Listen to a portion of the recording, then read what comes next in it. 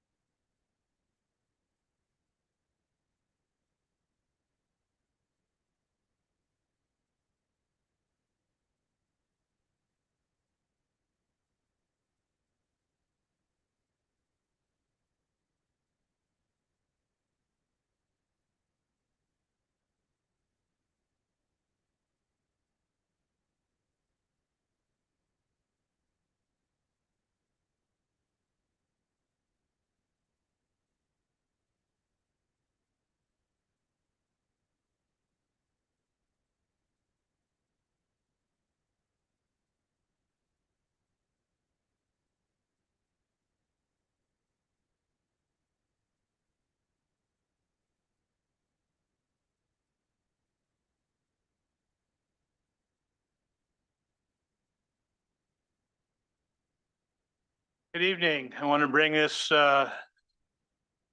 meeting of the Clear Lake City Council to order tonight at held here at City Hall at 14050 Olympic Drive in Clear Lake, to order at 6 p.m.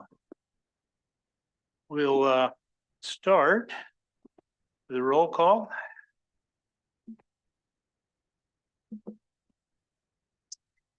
Councilmember Hooton. Here. Councilmember Downey. Here. Councilmember Wilson. Here. Vice Mayor Slotin. Here. And Mayor Kramer. Here. Okay, thank you. I'm going to stand now for the Pledge of Allegiance. And Councilmember Wilson, would you lead us? I pledge allegiance to the flag of the United States of America and to the republic for which it stands, one nation, under God, indivisible, with liberty and justice for all. Now, if you could please remain standing for a minute. I'm not going to do a prayer tonight, but we're going to have a reflection, a moment of silence. We had a pretty darn close call last weekend, and I want to acknowledge our Lake County Fire Protection District, along with CAL FIRE and strike teams from, I think, 5 counties, if I'm correct, Chief. Sonoma, Mendocino, Lake, of course, Volusia and Yolo counties. They did a fine job, and I think we probably had some divine intervention in at least the saving of one home. So please, bow your heads and just reflect for a moment.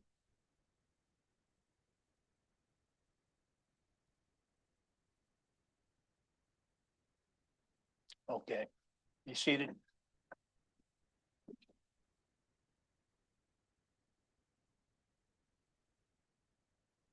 Okay, we'll start off with adoption of the agenda. City Manager Flora, do we have any modifications? No modifications, Mr. Mayor. Thank you.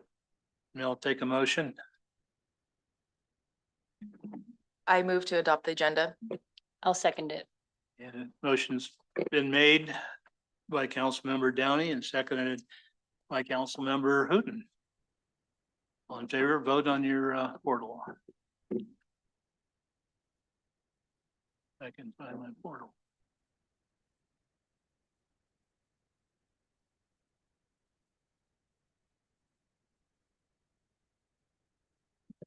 Motion passes with unanimous vote of the council. Thank you, Madam City Clerk. First thing we'll start off with then will be the presentations, beginning with the swearing in of new police department employees.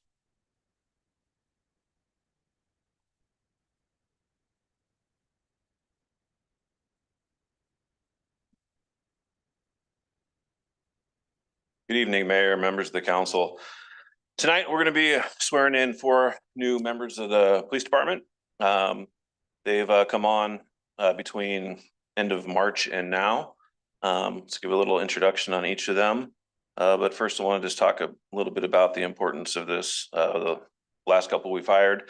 With the 2 officers that 2 of them you're going to meet tonight, they started on Monday. That brings us up to 25 in the sworn staffing. The last time we were at this level was 2012. So it's been a long time. Hopefully we'll stay up there in this range for quite a long time, but it's a pretty big milestone to be up at this level today. So with that, we'll get started. First, Officer Manuel Nunez. You want to come on up? He was born in Mexico and raised in Healdsburg, California, after his family immigrated to the United States when he was 2 years old. Before joining law enforcement, he worked as a diesel mechanic. He pursued a career as a police officer to make a difference in people's lives and give back to the community. Outside of work, he enjoys going to the gym, traveling, spending time with his family and dogs. He is also proud to be the first person in his family to graduate high school and pursue a career in law enforcement. He also is fluent in Spanish and English. Next, we have Officer Samantha Bono. She grew up in Corona, California,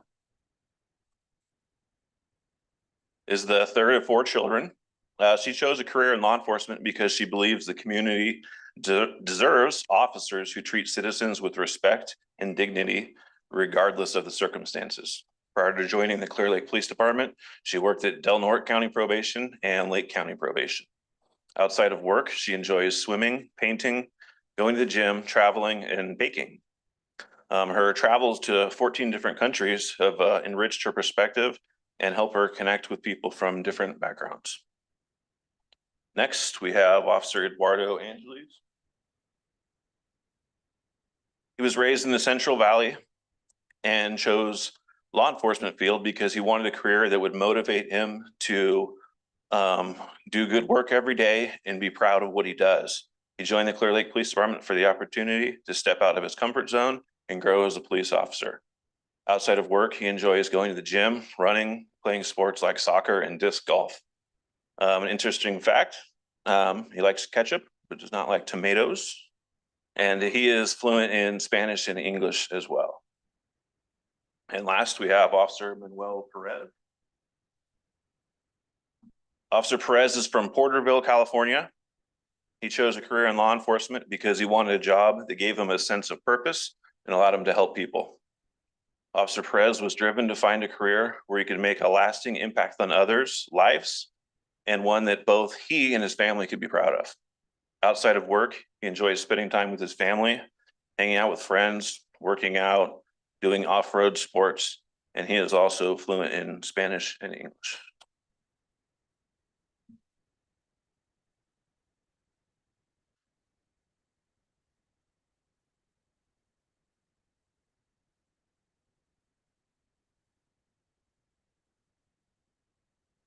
Raise your right hand and repeat after me. I state your name. Do solemnly swear that I will support and defend the Constitution of the United States and the Constitution of the State of California against all enemies, foreign and domestic, that I will bear true faith and allegiance to the Constitution of the United States, the Constitution of the State of California. I take this obligation freely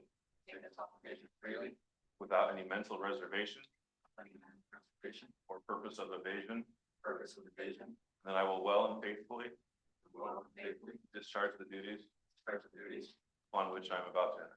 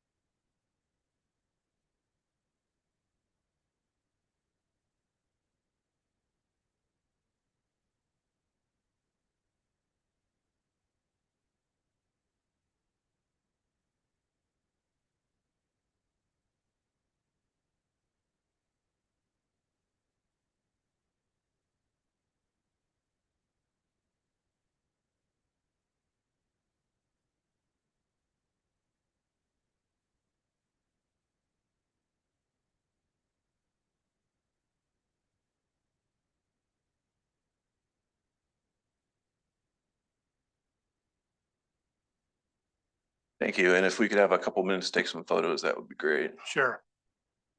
We'll take a few minutes.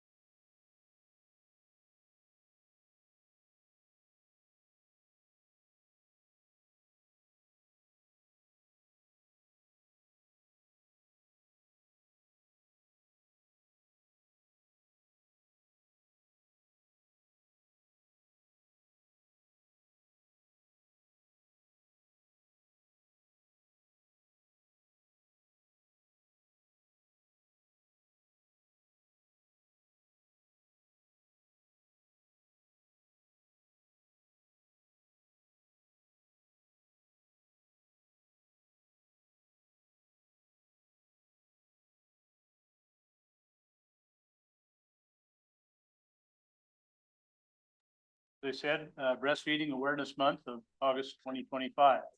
Whereas breastfeeding is recognized as the optimal way to feed infants, it is recommended that individuals breastfeed exclusively for 6 months and continue breastfeeding for at least the first 2 years of a child's life. And whereas the journey of breastfeeding looks different for every individual, and that practice should be supported without judgment.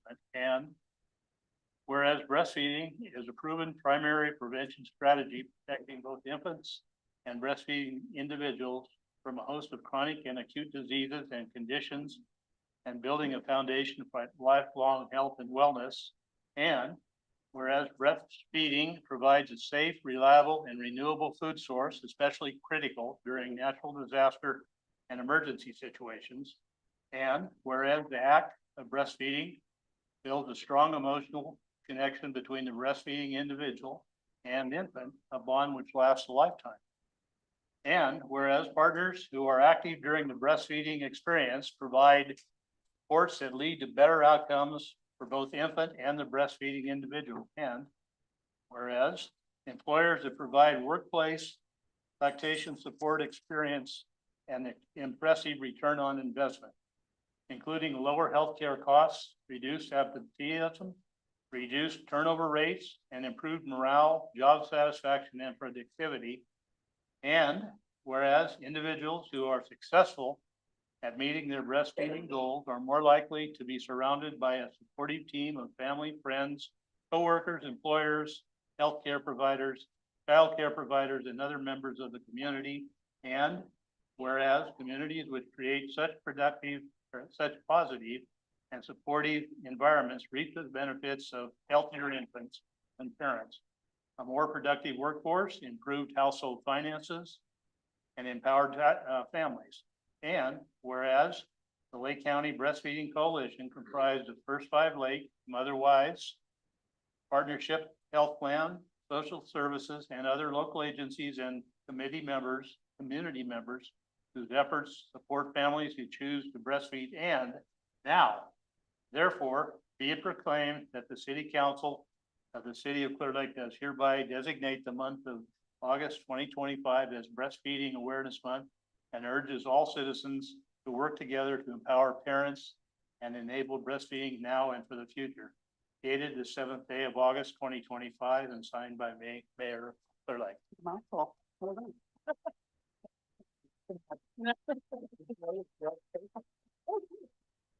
Do I speak this way or this way? We kind of go sideways, I guess. We'll go sideways. Okay. Thank you very much. Really appreciate it. My name is Sabrina Andrus. I'm the Executive Director of Motherwise, and we are part of the Lake County Breastfeeding Coalition that is a part of the Maternal, Child, and Adolescent Health Advisory Board that advises the Board of Supervisors on issues related to, as you may guess it, maternal, child, and adolescent health. We are doing a campaign this August, which is right now, where I can't believe we're 8 days into it. And that campaign is called No Shame. And the idea is that there can be a lot of shame and stigma around the idea of breastfeeding or feeding your child in public, whatever that might look like.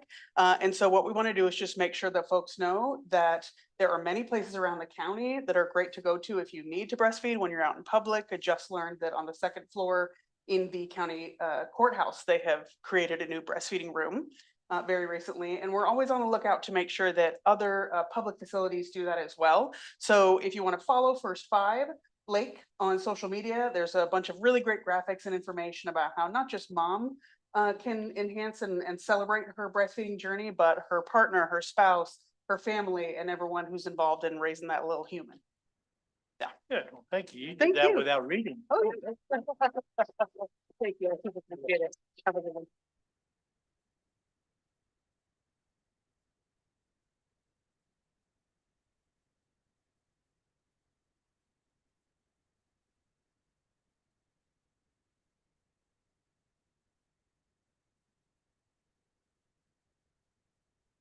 Okay, now we'll move on to item 3, presentation of the Recreation and Events Division quarterly update. Mr. Administrative Services Director Swanson will give the presentation. Thank you, Honorable Mayor and council members. Tonight, we are going to give you an overview of the activities of the Recreation and Events Division over the past couple of months, as well as give you the survey results of the springtime survey that we put out for the public to answer. So we conducted a comprehensive community survey to understand what the community really wanted from the Rec and Events Division and the programs that we should be bringing forward. So we conducted that, like I said, in spring of this year. We had a total of 272 respondents over the span of 2 months, and we distributed the survey on both online, on our social media, on our website, several channels, and we also did paper-based surveys.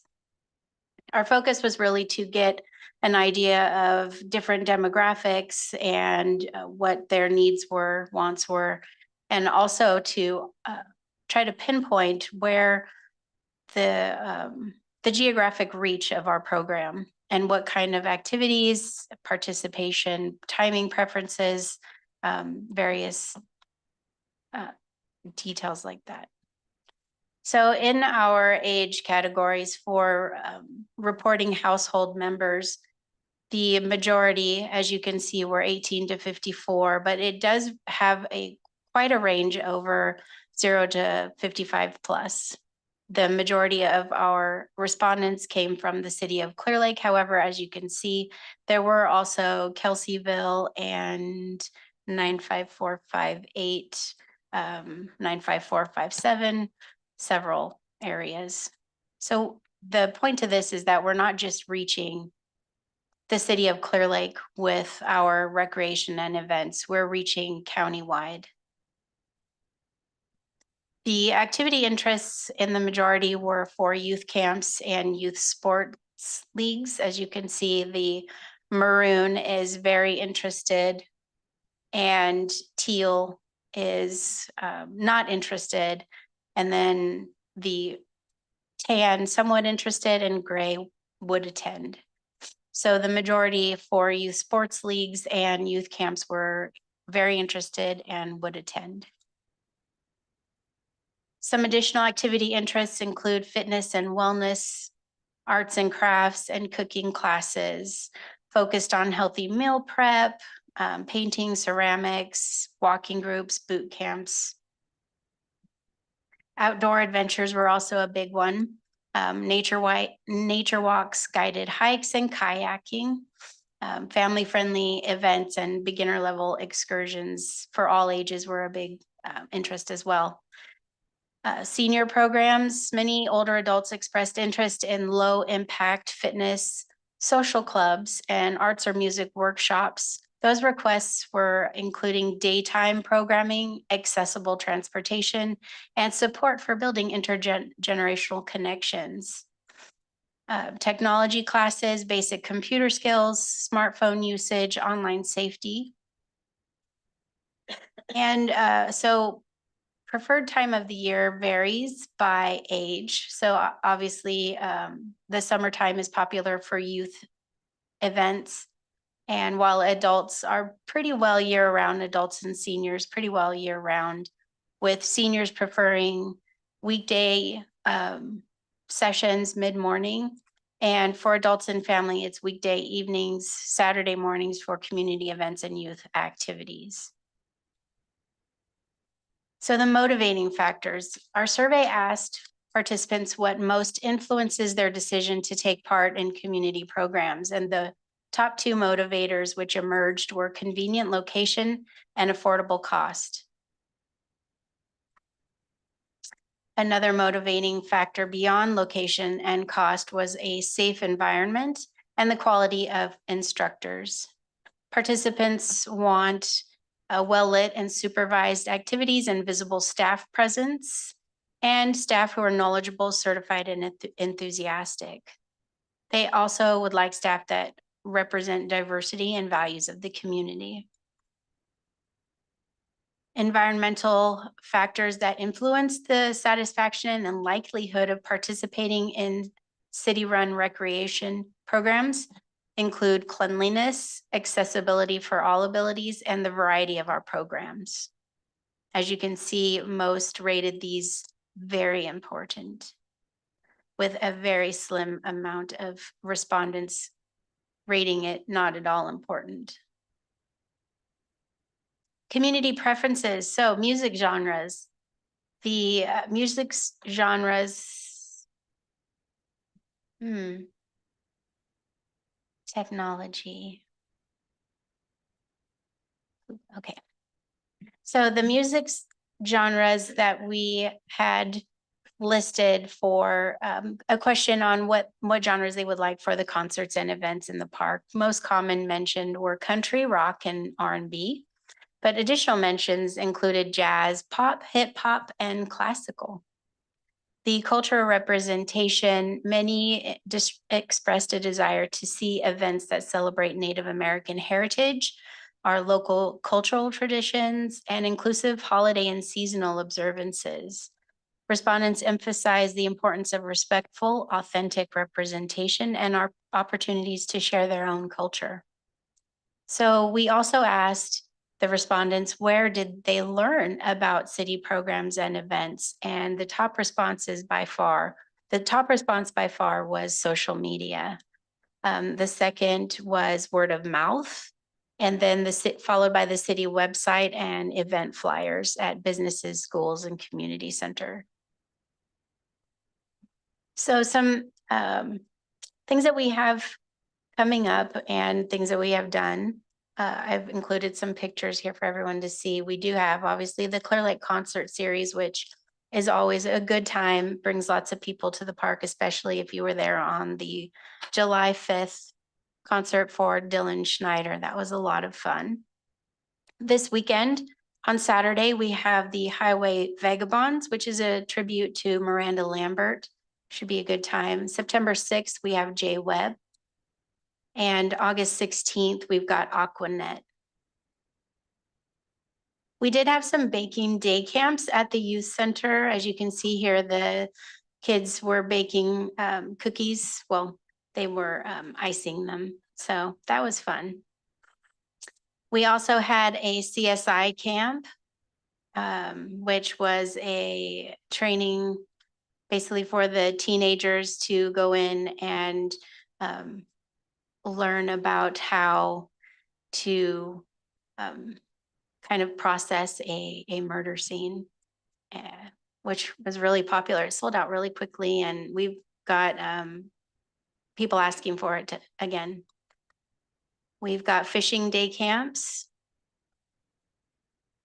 So we always post our monthly events on the website and on our social media. As you can see, this is August's event, and we've got a lot going on. And we have just as many planned for September and October going through the end of the year.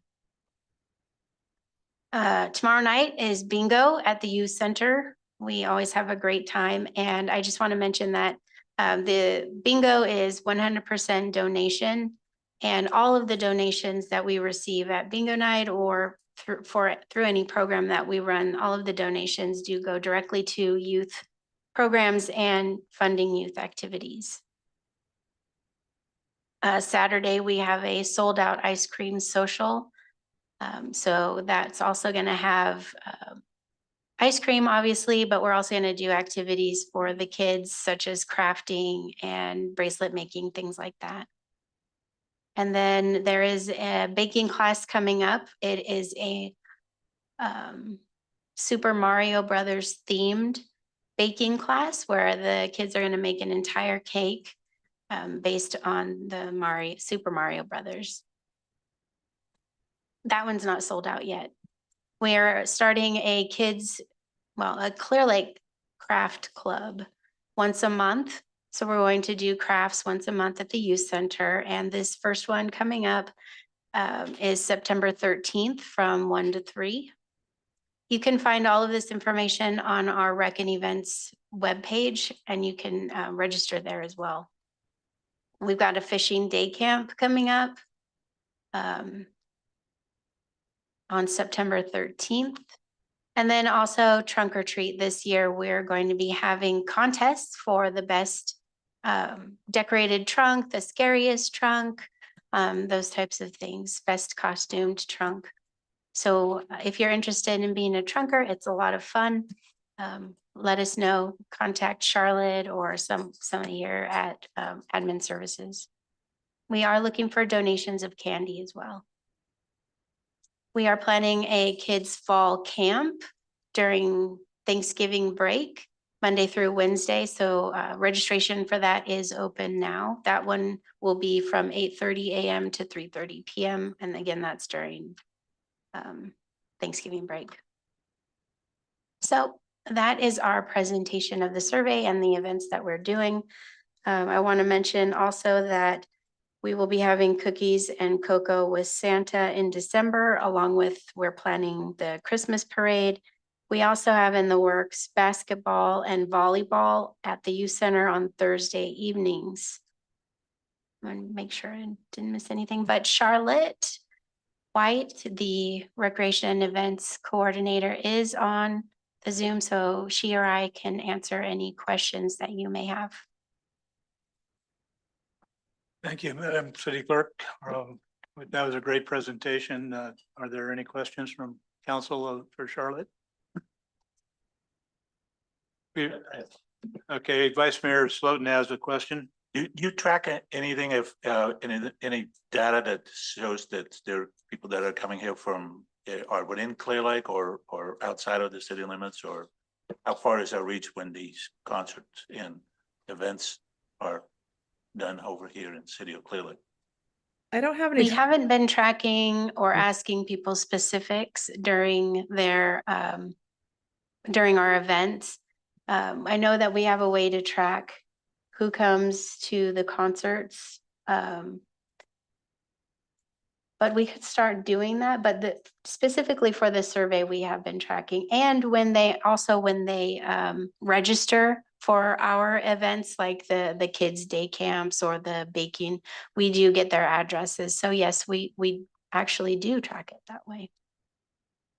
Yeah, just to follow up on that, Mr. Vice Mayor, we do have some economic development software that we use for retail tracking that tracks cell phone data. So we do have a setup. We could see a number of people in the park within a time frame and where they came from and went before and after that. So we could follow up on that. I heard, I don't know if this is true or not, but I heard there were like over 14,000 on July 5th, somewhere near the park during the whole day. Is that correct? That's correct. That's awesome. It is. Okay, any other comments?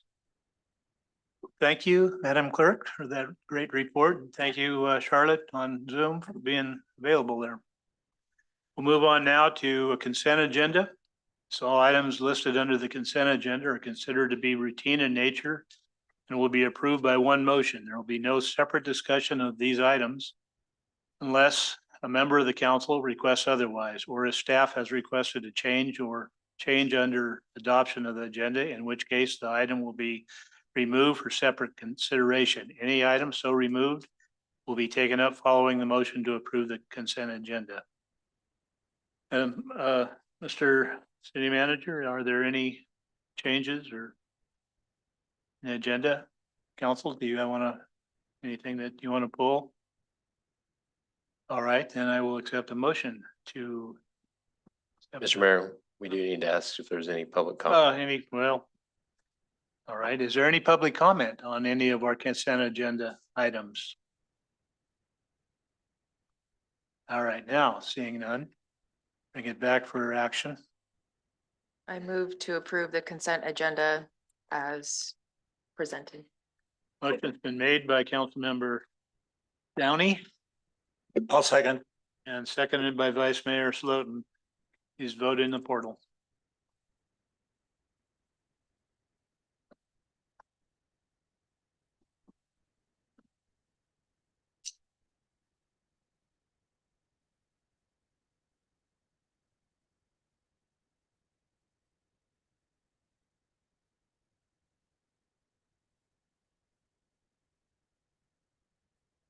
Motion passes with unanimous vote of the council. Thank you, Madam Clerk. Next, we'll move on to our first business item, number 9. Mr. Mayor, I hate to jump in again, but you did skip general public comment. So we need to, I'm sorry. you did skip general public comment. So we need to go to that before we go to the business items. Item F.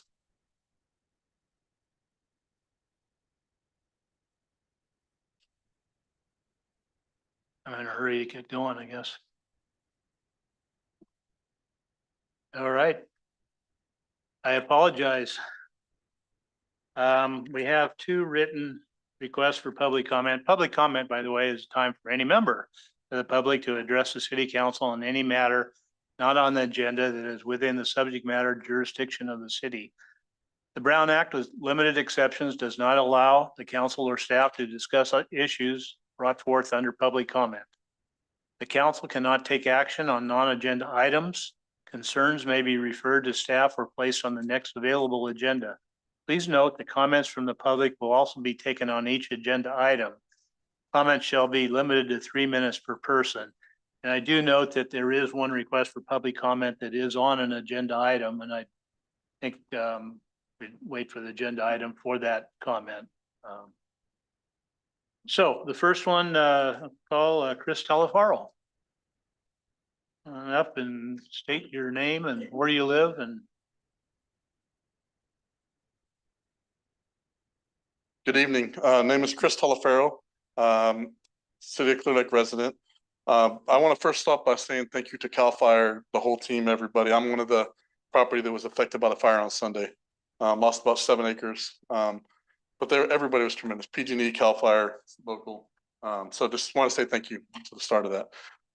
The second part is my family came in about 2016 or 2017 and talked about the area behind Pomo School, because there used to be a lot of homeless, there used to be a lot of trash that was being dumped in that area. And came up with a plan to say, hey, we'll help clean it up, we'll do this part. And the city came up with a plan to clean it up, and you guys have done tremendous in the amount of work that you guys have done back there as far as picking up trash and making sure that people don't dump things in that area. But one of the issues is they open up East Lake.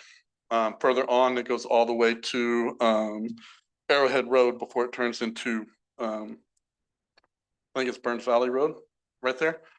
And so they've had barricades up there, and when they opened it up, there was people dumping materials. There was a lot of trash being dumped.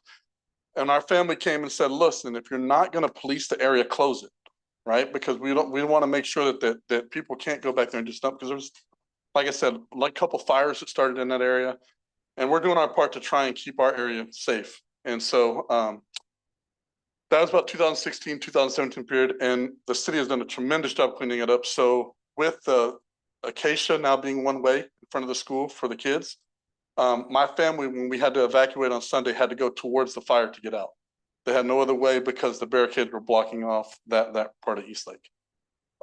So safety for not only my family, but the kids. If the families are coming in one way on Acacia, that's another avenue for the parents to drive completely out and get through the city quicker. So just want to propose that you guys take off the barricades. Eventually, you know, as you're doing more work around there with the schools, you pave that, that'd be great. But at least to open it up so we have an option to be able to drive and get out and for fires and anything like that. So. Thank you, Mr. Delavero.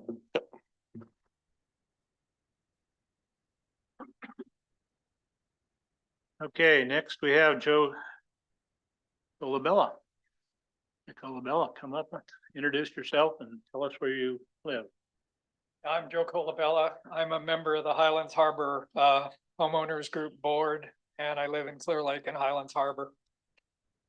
Everyone there got a letter that came from the Highlands Harbor Board, and this is just a quick synopsis of it in my 3 minutes.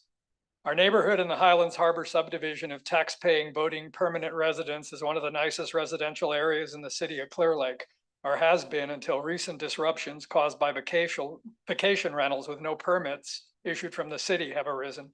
When the city was holding hearings on vacation rental law in past years, we voiced the potential issues within our neighborhood, and the city refused not to allow vacation rentals in our area and assured us they would enforce the law, which they have not.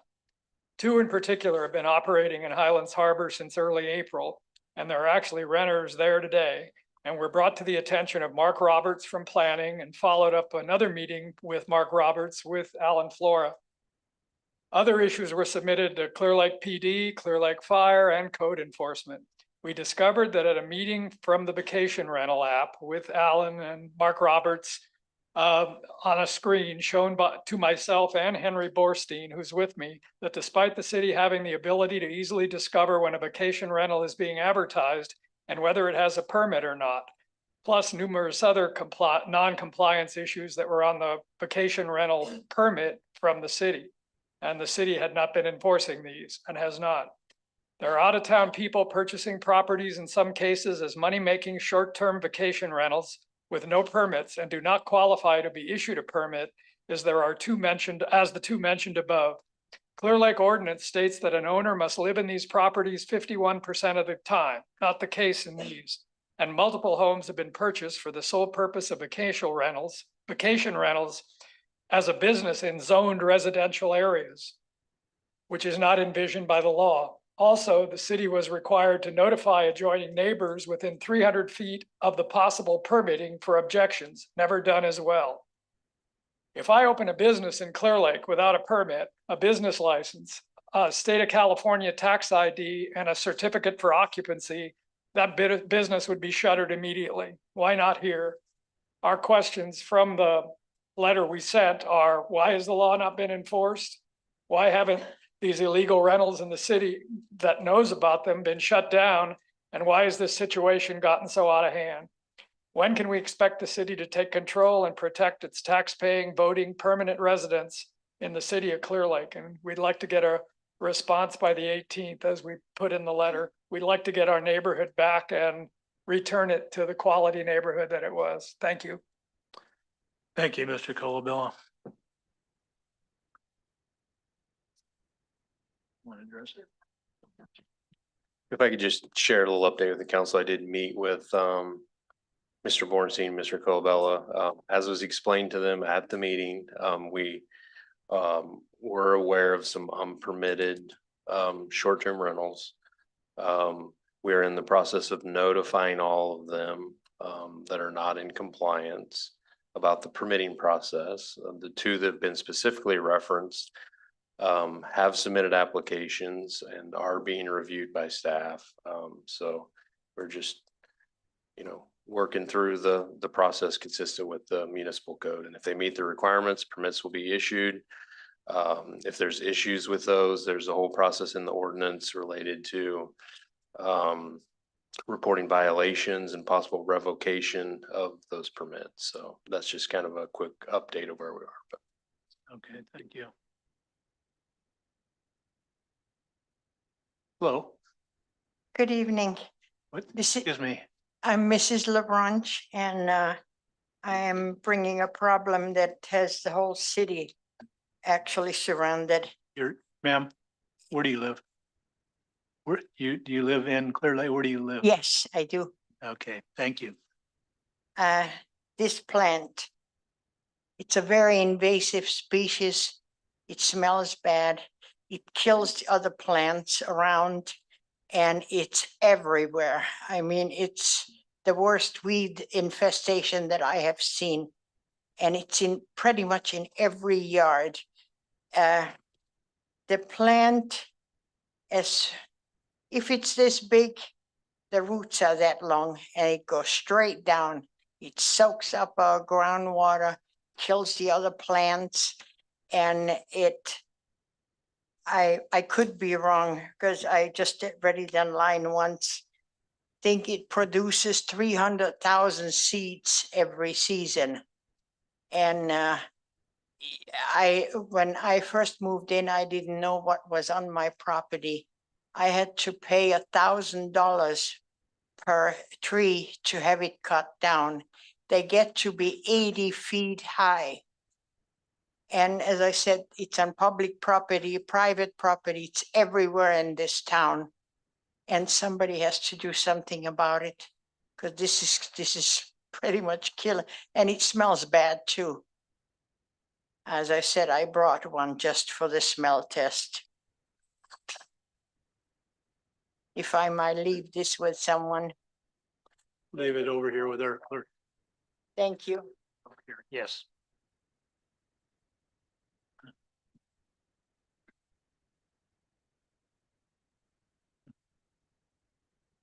Okay, thank you, ma'am. Is there any other would like to speak? Mr. Spatier?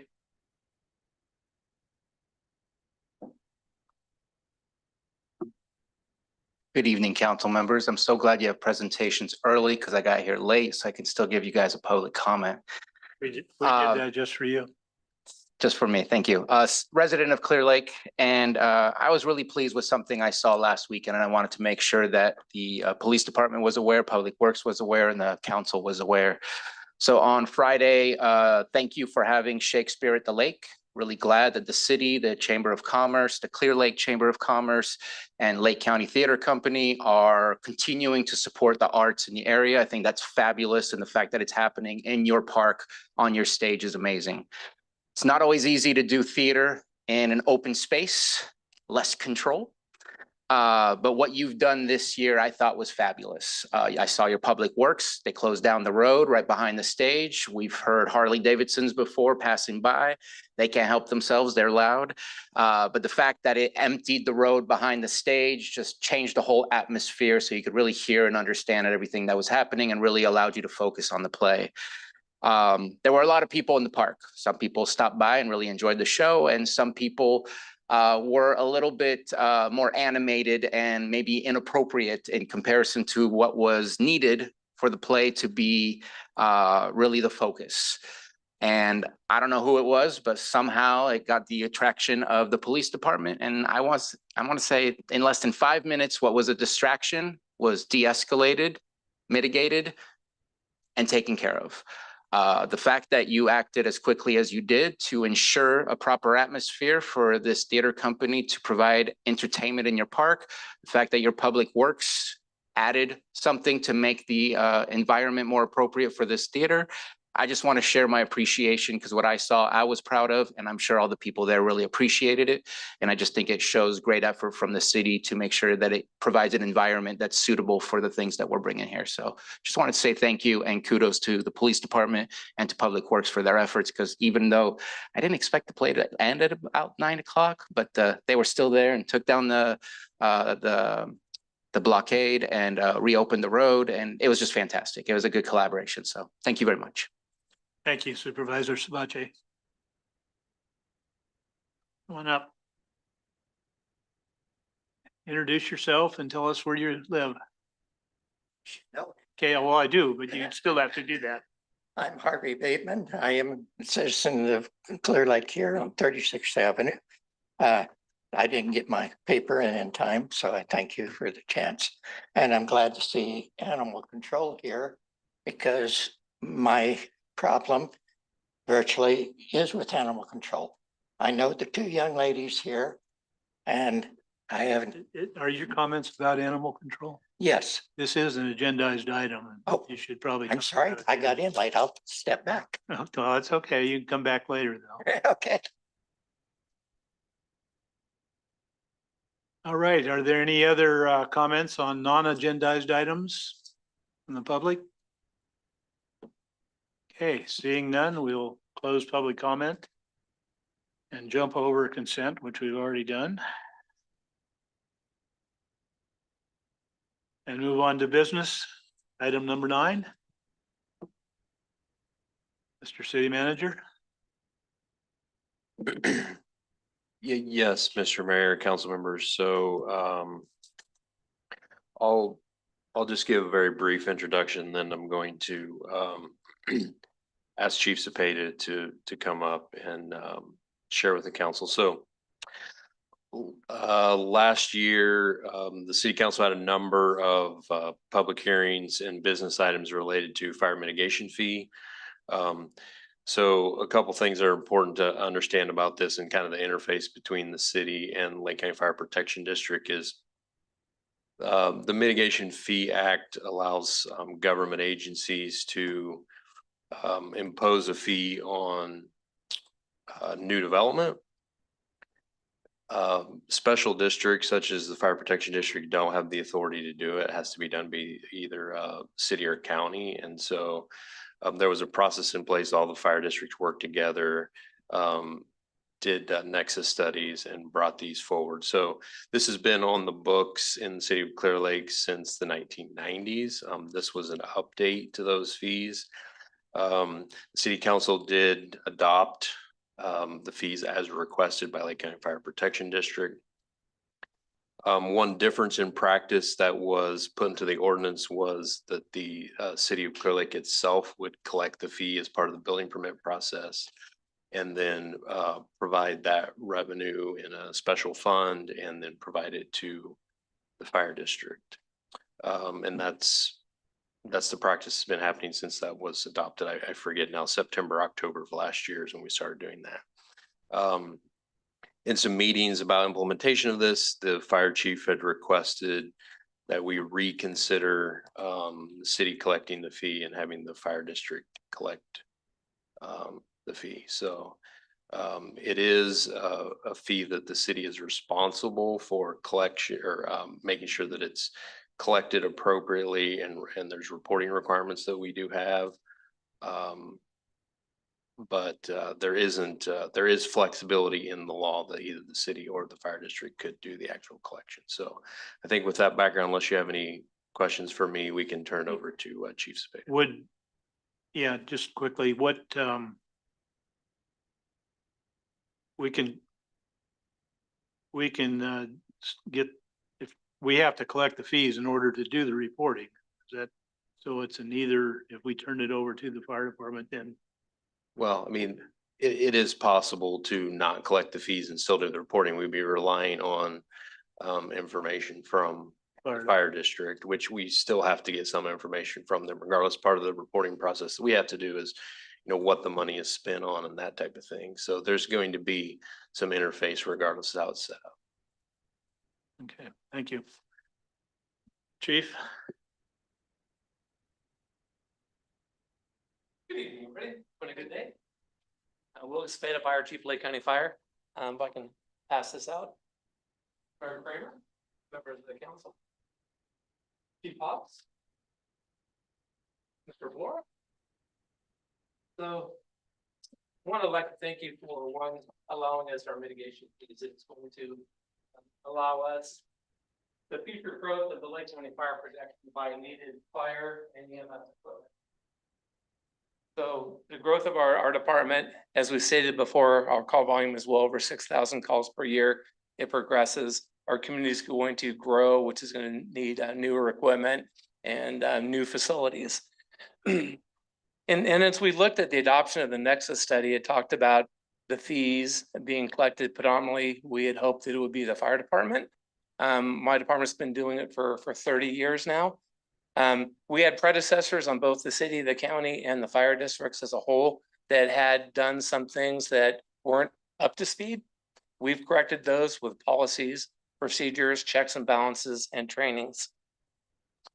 One of the things we look at in the collection of fees is that done at the station, we can be a one-stop shop.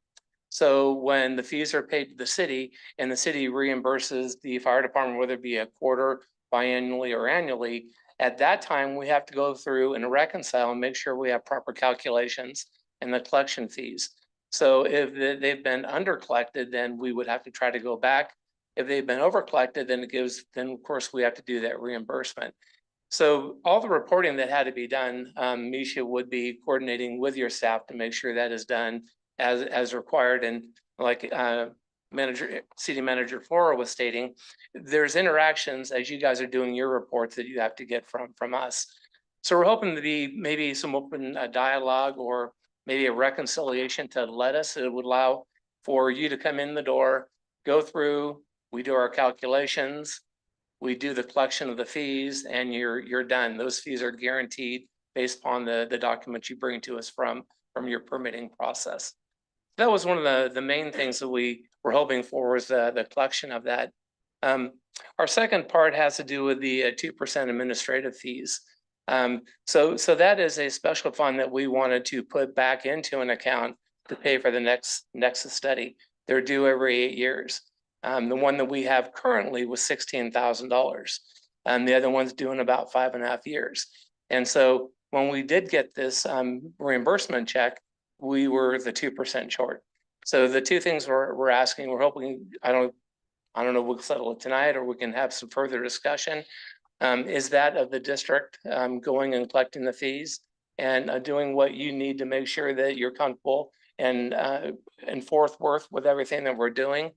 And the second is to reinstate that 2% back to the district. Otherwise, that growth, we're just not gonna catch up. Not that 2% is ever gonna catch us up. The Nexus study, the fees we collect are never gonna pay for the equipment that we have to have. As I stated before, in 2014, that engine cost me $275,000. That engine today cost me $675,000. So it's never going to pay. It's going to be grants and it's going to be funding and those other things that are going to augment that. And as we look at the growth of our community, we are looking at new facilities. As we stated in the Nexus study, the airport station is projected to, in the future, maybe not in my career, but that'll be Station 71 that will cover the main corridor of Highway 53. Our Lower Lake Station would cover all the Lower Lake community up to Anderson Ranch Parkway. And then the Station 70, our admin station, will cover the core of the city all the way out to clear out to Windflower Point. Maybe 40 years from now, when all that develops, our Station 73, which is at Pinedale, may optimally be another staff station. But with our growth, we look at NFP 1710 and 1720. Staffing for rural fire departments, we're behind the curve, and we're really trying to look at those additional personnel to accommodate our calls. But thank you for your time. Are there any questions? Smiles, that's a good thing. I have a question. So we had a discussion, and I think it was last September, about who was going to collect these fees. And that time it was decided it was the city was going to do that. But I do remember that 2%. So if the city has the obligation or the requirement to do the reporting, then we have some cost on it too. So now we take that 2% that you don't get, so to speak, but how do we get reimbursed for our work for the reporting? Well, see, the reporting, Misha's gonna be doing majority of the reporting, giving it to you. There would be that small percentage, but for us to be able to, continue to progress with our Nexus study fees, we're just asking for the 2% back, and we're just asking for the city to reinstate for the fire district to be able to do the calculating and collecting. I guess I have the same concern. There is a cost whether Misha does the work or whether we do, because we still have the background responsibility of reporting, which is going to take some effort and some time and thus some cost. Do we have any idea what that cost could be? Well, I mean, the 2% isn't going to cover either one of our costs with doing it. I mean, it's not, I mean, we have everything set up in, our portal now, so it's not super labor intensive to calculate. I mean, there's definitely some different points of interpretation, like when you have, the Boyles Fire is a good example. We all lost all those homes. The policy of the city is that if you rebuild that within a certain period of time, and I think with the fire district and the school district as well, that the existing square footage, you get credit for that. Like you don't have to pay if you rebuild, right? But we don't always have good records. The assessor's office has some records that aren't accurate. So, I mean, we don't need to get in the weeds too much, but I'm just saying, like, there's some lack of clarity there and some interpretation around how that is set up. But yes, there's going to be costs to do it. I mean, as an example, I think we sent you a check for 24,000 for what was collected between September, October, and the end of July. I mean, the administrative cost on that, just to give you an idea, was a little over $400. But we can set it up however you want. I mean, what was put in the ordinance, I mean, Chief Cepeda is correct. In the Nexus study, envisioned that the district was collecting the fee. In the ordinance, it says that the city would collect it and keep the 2% fee, but and the 2% amounts to, again, was that the 16? Well, No, no, that's- that's what, that's. That what- was like the $400 out of 24,000. Okay, what on the total for last year was the 2%? $400, a little over $400 $400. total? We're arguing about $400? Well, We're not arguing. I'm not arguing. No, I. We're that's simply using asking the word, for the potential to, reinstate the 2%. Well, I feel like the fire, that they don't have a ton of revenue sources, and I think that we should give them everything that we can, and if it's a $400 bill for communication, we should have an open line with them and be able to work with them. And, so I'm all for giving them the 2% back. other comments? I'm okay with it too. I just, I- you know. If we give, would we still be collecting the fees or will the fire? department be doing That's that? entirely up to three of you at least. What has worked in the past for you? Over the last 30 years, the fire department's collected, and on behalf of all the fire districts in the counties and the cities, there was miscalculations in how it was done. So that came to fruition when we did our Nexus study. And since then, all the fire districts, we've, redone policies, procedures, training to bring us up to where we should be. And it was one of those that our forefathers did all that. And it was just that was a practice. And during that time, my district reimbursed over $40,000 for miscollection of fees.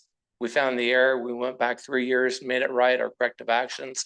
We had it run through our legal, went through my board of directors, and corrected those, and we're on to moving forward and being error-free. Okay. So you have the staff to collect fees Yeah. and Okay. Are there any other questions for Steve? All right, I think we'll open it up to public comment Thank you. where we bring it back for action. All right. Thank you. Thanks, chief. Is there anybody in the public that would like to make comment on this item? Wow. We'll bring it back. So I think we all feel, it sounds like we all feel about the same way. Do we need to vote on this? Well, you need to give me direction. I mean, if there's a change that you want to do, we're going to have to amend the ordinance. So it's going to have to Right, come so I back, have think- first and second reading, all that, but you're going to need to give me a little more direction than you have so far. All right. Well, I think, I think that, I, go ahead. I think the consensus seems to be that we give you direction to take another look at this, possibly amend the ordinance in order to allow the fire department, is that where fire district, to collect the fees directly. and keep the 2%. Well, yeah, I would go with that. Just make sure that's. Do you need more direction Okay. than that? Well, I'm just trying to count here. It looks like that there's a majority of you. So I, I'm okay with it. okay. Or I believe we're all, at least three of us are okay with it. Is that what you're looking? I know there are 5 of us. He always refers to the 3 of you. 'Cause that's what it takes. I think you have your direction. Okay. Is that clear enough? Okay. Thank you. You're welcome. Okay. Now we'll move on to the item number 10. This is going to be handled a little differently. This was brought forth not by staff, but rather by Councilmember Downey and myself, acting as a committee on animal control. And so I'm gonna make the initial presentation. And then we'll move to Councilmember Downey to finish it. This is not one that I'm in any way, shape, or form and are taking any pleasure in. I want you all to know that. But we have a problem. Animal control initially started in this city back when Chief White was here, we built the shelter. CPD really administered everything. kept it in-house. And then I think we looked at it and thought perhaps it would be better done by contracting it out. We negotiated or were contacted by North Bay Animal Services. Negotiated with them and signed a contract in August of 2022, a 10-year with a 10-year term. North Bay was exclusively, this is a little history. North Bay is exclusively responsible for animal care, sheltering, and control services in the city limits. NVAS is a no-kill operation or a limited, I get the terms, but basically they have you have to have a live release rate of at least 90% or more. North Bay has consistently had one of 99%, which sounds wonderful, and it is. You know, nobody wants to put a dog down or a cat, either one. 2020, 22, 23, mostly we're gearing up, trying to everybody get North Bay was gearing up. The city was helping to make the changeover. CPD, I think both Lieutenant Snyder and you, Lieutenant Peterson, were involved with that. Nothing was really said, good or bad, in those at that for initially, but 23, 24, we began to receive complaints from citizens. The dog numbers in the shelter were increasing.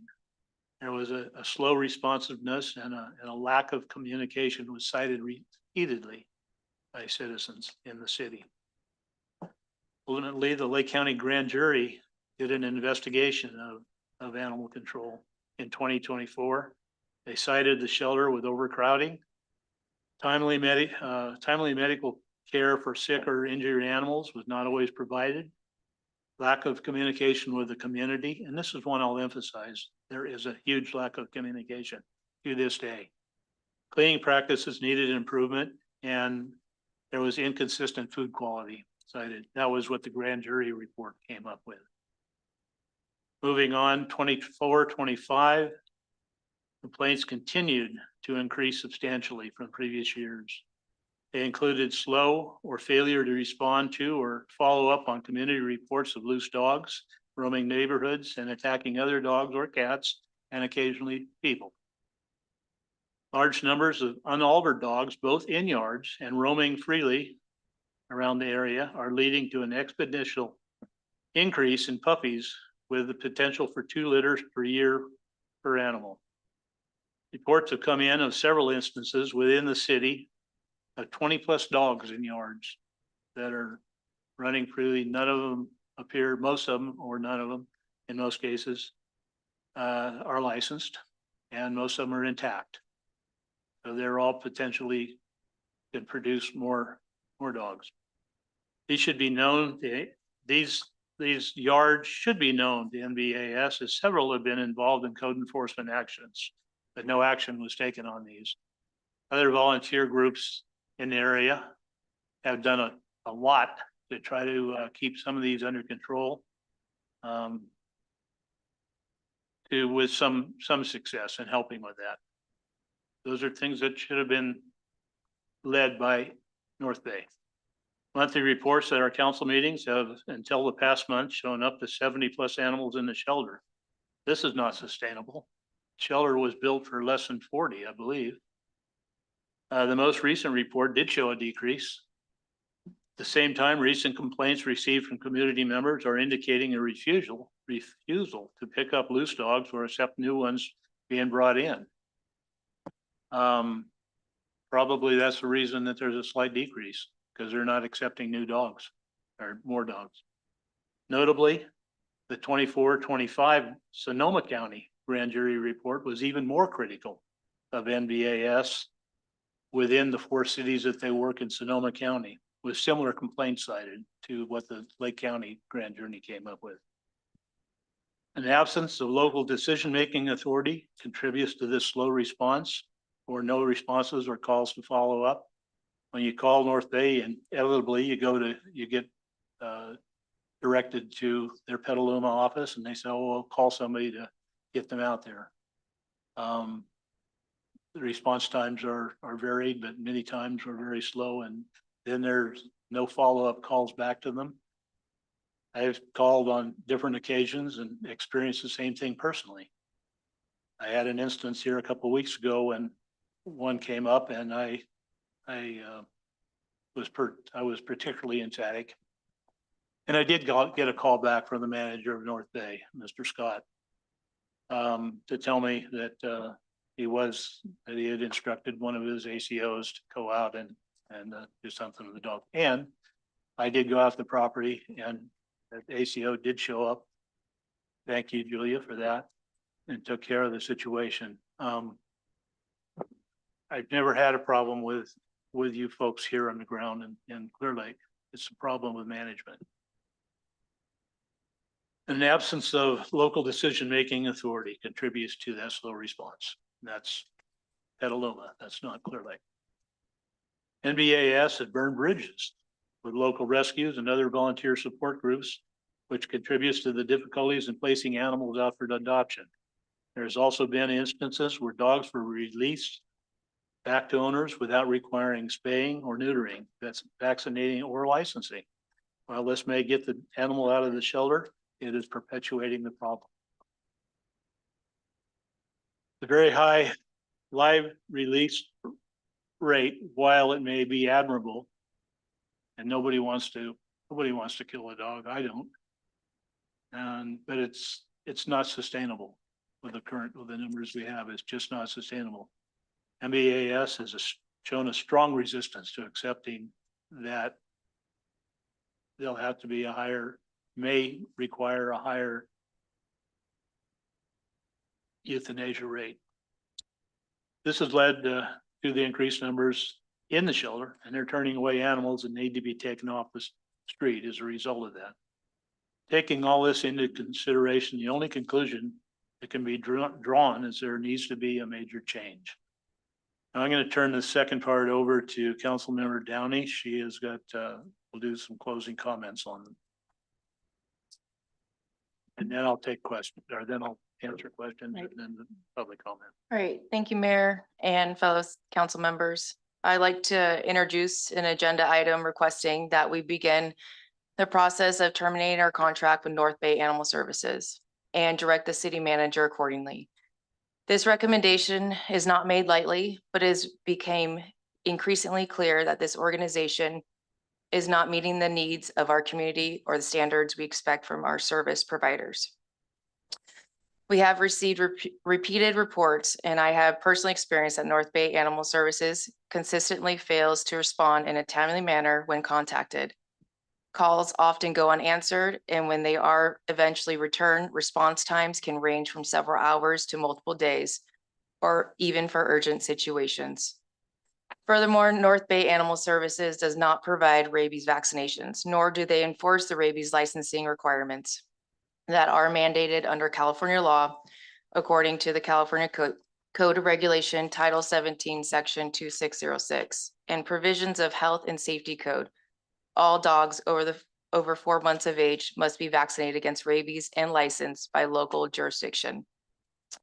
These measures are essential for protecting public and health, ensuring community safety, and maintaining legal compliance. The absence of these basic services by our current provider is not only unacceptable, but it also creates unnecessary risks and liabilities for the city and its residents. In addition, there are growing concerns about overcrowding at the shelter and the apparent failure to move animals into homes or rescues at a sustainable rate. These raises serious questions about animal welfare and overall effectiveness of their operations.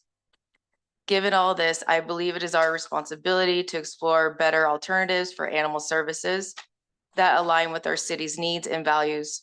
I'm asking for council support in directing the city manager to begin the process of canceling our current contract with North Bay Animal Service and looking at a viable, more responsive option. Thank you, Councilmember Downey. Are there any questions from the rest of the council? Yeah, I have several of them. Okay. Vice Mayor, can you turn your mic on, please? The life release rate at the city is less than 1%. The county is over 31%. That's part of the problem. The second is also I kind of disagree with the Sonoma grand jury in their report also blamed the agencies for lack of oversight. And according to the contract, we have two options. One is at will, with cause or without cause. The with cause is for 2 months, if I remember right, 30, 60 days. But if you want to do that, you have to first give them the opportunity in writing of how to fix the problems that we believe we have. So that's why I'm not want to move forward with canceling the contract at this point. That we need to give them a chance to correct the problems, and we have to demand that in writing. That's my comment. And to answer part of that, we have that choice, as you say, to cancel the contract for cause or without cause. Without cause gives them 6 months to do a changeover, and that's would be what my recommendation is. And I think Councilmember Downey, that was yours as well. Yes. I believe that we should give them a chance. We have to direct them in writing what our issues are and have them respond before we can even go to. We've directed them. There's been several directions and Has there's that, been no changes. has that been in writing? Because I haven't seen any of it. Again, if we're doing it for cause, yeah, it has to be in writing. If we do it without cause, it does not. I think, And there's 6 months. I think it, to be fair, we need to give them a chance. Okay, Councilmember Wilson? I agree with, Vice Mayor, Slutin.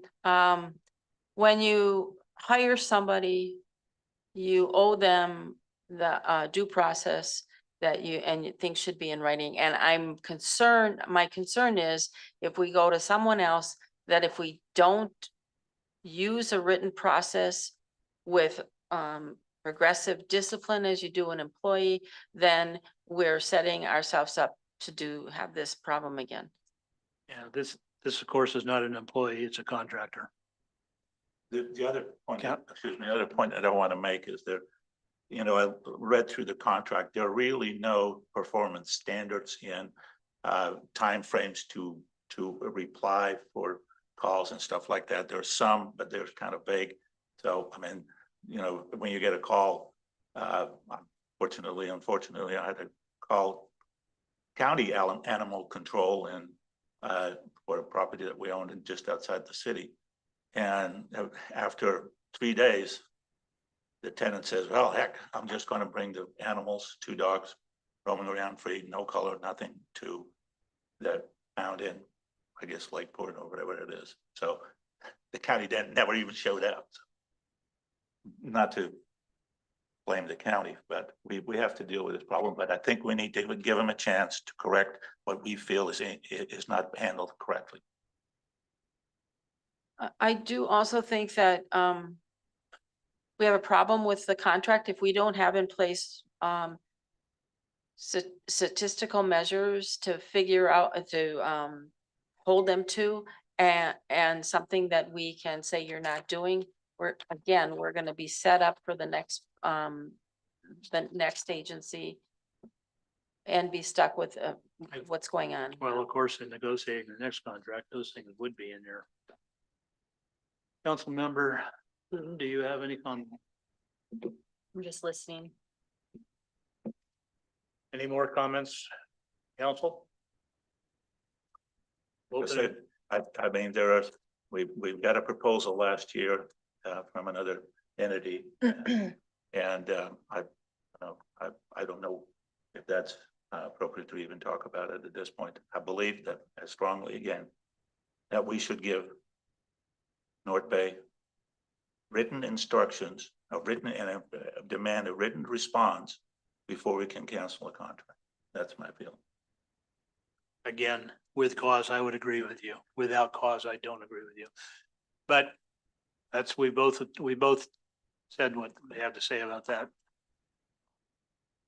I'm going to open this up to public comment. The gentleman that Mr. Hackett.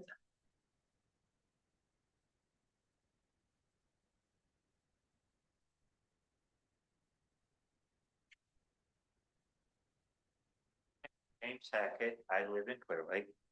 And I apologize if I seem a little bit nervous. I don't do public speaking too well. I volunteer for North Bay. I agree with Vice Mayor Sluden. Okay. We fouled up when we gave him the contract. Okay, didn't have anything in there. Give him a chance. Okay, in my 30 years of running an auditing department, I didn't care who was at fault. Let's fix the problem and go on. Okay, we have a problem. We have a shelter that should have been double in size for what we have as a city. Okay, there needs to be help. Okay, when another person ran the shelter for the city, Mark came up here numerous times and helped them out. Yet that isn't happening and returning that favor. My thing is I don't need fame and glory. And I volunteered with Rita many years. I've been involved with animals for a long time. They are part of families. Okay, we do have a problem. We have a problem that the police department can help, i.e., they're writing a ticket for a homeless person. They have a violation with a dog. How long does it really take to add another violation on? CHP does it all the time. You get a ticket from the CHP. If there's violations, you get 3, 4, 5 lines. All of that needs to be a team effort. We need to get together. We need to put differences aside. We need to not worry who's the victor. Really, the victor is going to be the city of Clear Lake, the animals, and the citizens of Clear Lake. That's our goal. We need to take the time and go through and support each other. Okay, I know the person that wants to come in. I've dealt with her in the past. She is a nice person. She can be a pain. I've often called her a little Rita up and coming. Okay, but her heart is the animals. Well, let's get everybody together. We need a spay and neuter clinic. If we got all of the rescues together, we could get that clinic. We've got the operating theater at the SPCA. We can rent it. We just need a vet. A vet costs money. If everybody comes up and, sorry, Alan, I know, but to put down an animal costs X amount of dollars. Mr. Hackett, Yes. you need to wrap up your. Okay, no problem. Let's get that money pooled and fix the problem. We can change 10 different people that may or may not fix the problem. But right now we have one person in there that these girls are trying their damnedest to do what they need to do. Let's support them. Let's help them. Thank you. Okay, thank you, sir. I would like to say something. We have tried to work with Scott and we've gotten all the rescues and organizations together and he won't work with us. He won't work with anyone. So it's a management problem. Okay, Yeah. okay. Let's try. Let's move on to the next speaker here. Mr. Hackett. I'm sorry, not Mr. Hackett. That's all right. Now, you covered most of it and everything about taking so long on calls, in a lot of cases not. And I know when I've spoke to them directly, they have gotten there. But when I'm calling Petaluma, I'm lucky to get through that call and stuff, let alone get a response, which I have asked for and never have gotten. Yep. And you can go down 2 blocks to my house, Phillips to Boyles, and you'll find 10 to 15 dogs running around. I've reported them. They're not licensed. They're not neutered. They have bitten people. They're chasing after kids, motorcycles and bikes. Somebody's going to get seriously hurt. You know, if they had the communication and got out there and started citing these people, you would have more revenue in order to do what's necessary. Yeah, Thank you. I would agree with you. I think our local, now, I've had contact with pretty much all of you, certainly the Dominic and Julia mainly, but I don't have a problem with you, and I know that your heart is in helping the animals here. It's not that, it's the lack of communication from management. That's the problem, and it needs to be fixed, whether we cancel the contract tomorrow morning or whether we work with Mr. Scott. It's got to be fixed because it's just not working now. Are there any other comments from the audience? We have a. Sure. No, come up here, introduce yourself. My name is Russ Hartzell. I used to live out on 13th and Bush. These ladies and gentlemen has helped me many times with the dogs I've rescued over those 13 years I've been here. Right. Okay, and changing hands with someone else ain't gonna work. These people are the best we've got right now. But management, I agree, they need to get off their butt and do something about that. But we all need to work together to make sure that happens correctly. And it's possible that those folks up here would be here, whether it's the current management or another management. I Well, don't we'll have know to that. find someone that's gonna do their job to help these people, because these guys are busting their butt every day. And I lack don't- of communication, I it's don't not their disagree fault, with that. it's management's. But these guys are doing their best, believe me, they've helped me thousands of times. Absolutely, absolutely agree with that. Okay, So if they need something again, they need my help, I'm here. and thank you. Sure.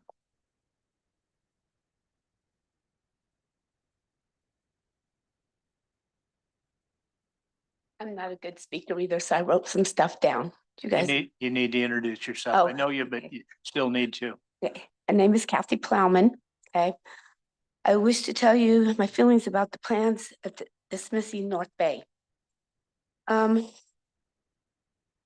thing is these girls work really hard. They are not, and you have brought up before about, and you can't use the word euthanizing. Euthanizing means to put down an animal that is not well. What you want to do is to kill animals, okay?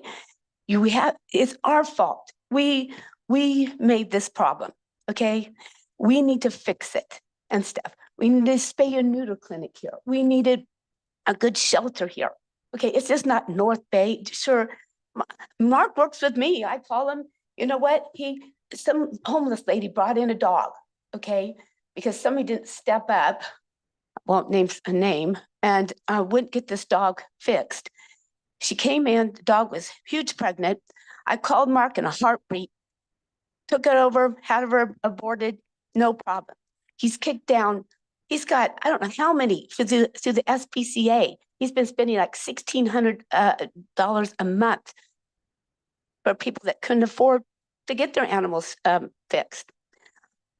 He's also getting another cat fixed that has a heart problem and stuff that I'm working on right now. He's going to be kicking down $1,000 for that. So I don't know what you guys are. I know that he has a communication problem sometimes, but when I call him, he seems to always be there and stuff. And I work for the thrift store and stuff, and I work through North Bay. I'm a volunteer and stuff, and I know what the plans are. I know some of you guys are friends of the person that wants to come in, and I don't have anything against her. I don't and stuff, but you know, North Bay stepped in because there was a problem. Things weren't getting done before. Okay, so we need to fix this problem. We don't need to be killing animals. We need to spay and neuter, spay and neuter, spay and neuter. That's the whole thing. You know, what'll happen is dog will have puppies. Person can't afford them. They throw them out on the street. The county, the city has to come along and euthanize them. And it keeps on and on and on. So if you don't get those animals fixed and stuff, it's just going to keep going. It's never going to stop. And you'd have to have mass killings to ever turn it around. I mean, mass killings. I've been here for 26 years. I was born and raised in Napa, moved up here in 99. So I've seen it all and stuff, but instead of firing people, let's get some of these people that want to come in. Why don't we all hold hands, sing Kumbaya and get it done? Okay? And maybe that might be a great help, you know, instead of worrying about euthanizing a bunch of, it's killing a bunch of animals. And that's what you guys are looking for. I don't think anybody up here has mentioned anybody else coming in. If we did No. this, we would do an RFP going out, ma'am, and you're about to run out of time. So Okay. And just so You- you know, part of the contract with North Bay is to provide spay and neutering within the city limits, and that has not happened. So it is the Okay. responsibility of North Bay to provide that service, He has. and that has not happened. Well, he has been going through the SPCA and he's been spaying and neutering $1,600 a month for at least about 6 months now. No, we got the paperwork and stuff. So he's been kicking down the funds and everything for Okay. that. So there you go. Thank you for your comments.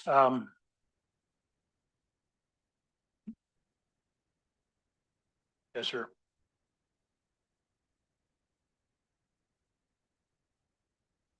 I'm Norman Watson. I donate the use of the retail and warehouse buildings in which 50 Paws operates. I do this because I love North Bay's mission, which is to spay, neuter, foster, place, and protect the domestic and feral animals in and around Clear Lake. If it's true that Mark Scott's organization is no longer going to be in charge, and that the people who will be taking over are going to abandon his no-kill policy and begin to put down healthy animals that, with better management, could have been saved, then I cannot, in good conscience, continue to offer any support, aid, comfort, or resources. What's being proposed, as was previously pointed out on this forum, is not euthanasia. Euthanasia is performed to end the suffering of an animal that's terminally ill or otherwise incapable of enjoying life. It's an act of kindness. What's being contemplated is not. This is the dispassionate killing of healthy animals simply because their presence is inconvenient. Convenience killing. These pets are going to die just because over the years, not enough resources were allocated to keep their numbers under control. Now it's being proposed they be dealt with, this previous era be dealt with in the most heartless, brutal way imaginable. I pray, hope, and beg that this course is not taken. Thank you. No one is going Oh, to are you- euthanize are or you wanting done, sir? euthanasia. Yes. Okay, thank you. I don't. Let's, you can go ahead and respond in a minute. Oh,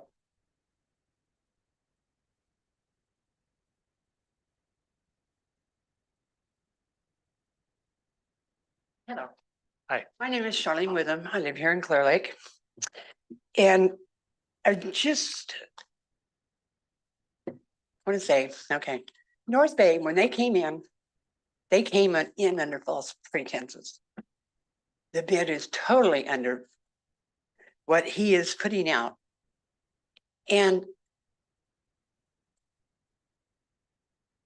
the city council needs to come up with some more money for, how about a grant writer that can get us a new shelter? That little, what we're calling a shelter out there is not a shelter. And it needs to be updated. Where the animals, we could take in more animals and we could do a lot better. Mark is trying hard. Mark leaves. There's going to be a lot of people leave at the same time and there's not going to be any help. You guys need to think about that. Thank you. are there any other comments? Al?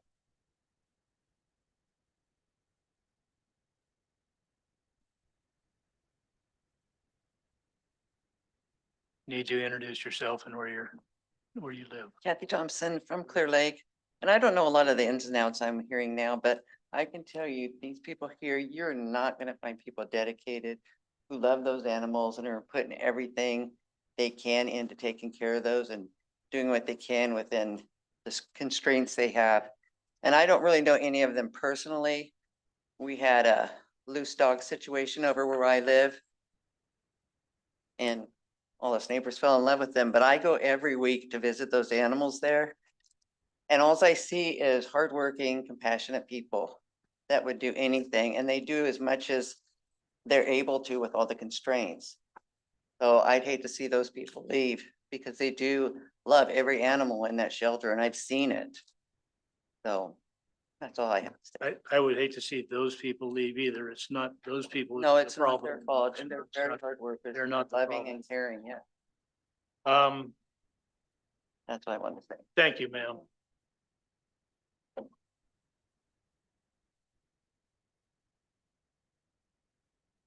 Chris Talaferro, City of Clear Lake. So I knew nothing about this whole topic. I don't even know who actually runs any of it, but I'm sitting back there listening. And everybody talks about what an amazing job they do. And that's awesome. But what I haven't seen is, and you guys talked about, you have a problem with management and the way they communicate. Where is that management here today at a meeting where they should be defending themselves? They're somewhere in Petaluma. And so my concern is that, you know, they're allowing these people to work, but they're not communicating the same message with the city. And it's unfortunate because it's the people that work here, want to do right for the animals, want to do all that right. They're not getting the same message that's perceived to you guys, to the city. And whether that is, it wasn't written in contract correctly, whatever that is, they should be wanting to work with you guys, wanting to build those relationships instead of just, you know, not showing up. So that's my 2 cents. Thank you, Mr. Talaferro. As well.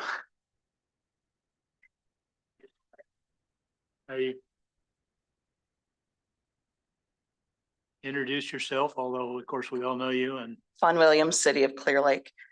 I've heard a lot of people say that Mark Scott needs to be given a chance. He's been given multiple chances. Dirk, you've been on this city council when he was instructed to clear the warehouse out and he didn't. He's been asked multiple times to do things. He's been asked about the licensing. It hasn't been followed up on. I'm hearing comments about all of the rescues and everyone working together. Well, you know what?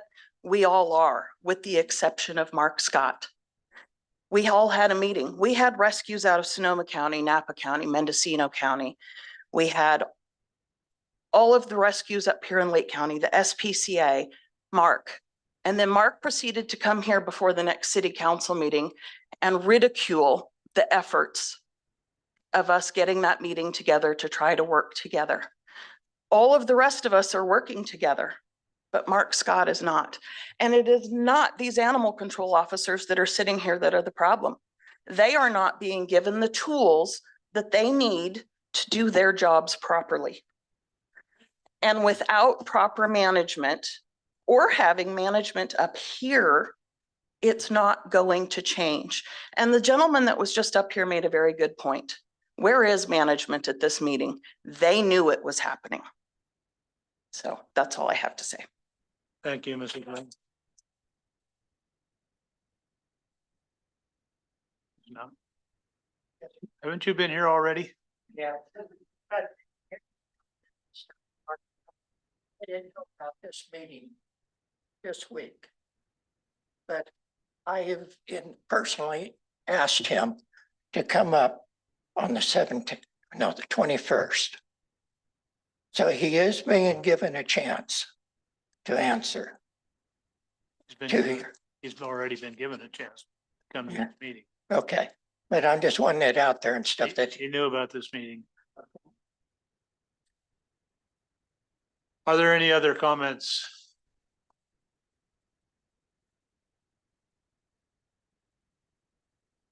Introduce yourself. My name is Mike Thompson. I've been in Clear Lake since '89. I've owned a business here local for 30+ years. It's on Old 53.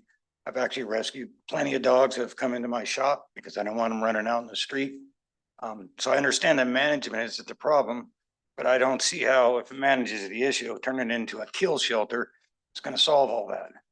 I mean, I'll let the dogs run loose before I turn them into a kill shelter. You'll probably lose all those people if you turn it into a kill shelter. So I don't know, has any of you ever gone down to that and just spent there and seen some of those dogs? You just want to kill all them? I mean, we're gonna go kill the homeless people because they're leaving litters and messing and coming up to people in drive-throughs and hitting them up for stuff and doing drugs? So should we euthanize them? Or should we fix the source and try to, if management's the problem, it's not the dogs. The money, I agree that you're gonna spend on all this euthanize and doing all that, that money could be spent for, like you said, spade and stuff. I mean, I would even pay a little more on my taxes to see that. So I'm gonna do whatever it takes, and I hope these people do, to make sure that we don't turn it into a kill shelter. And if I gotta let dogs run load in my neighborhood, I had 2 dogs.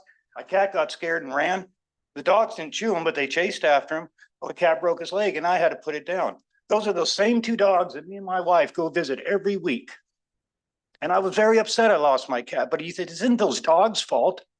But let's just kill all the dogs and that'll solve the problem. It's not gonna solve the problem. You're just gonna, like he said, a vicious circle.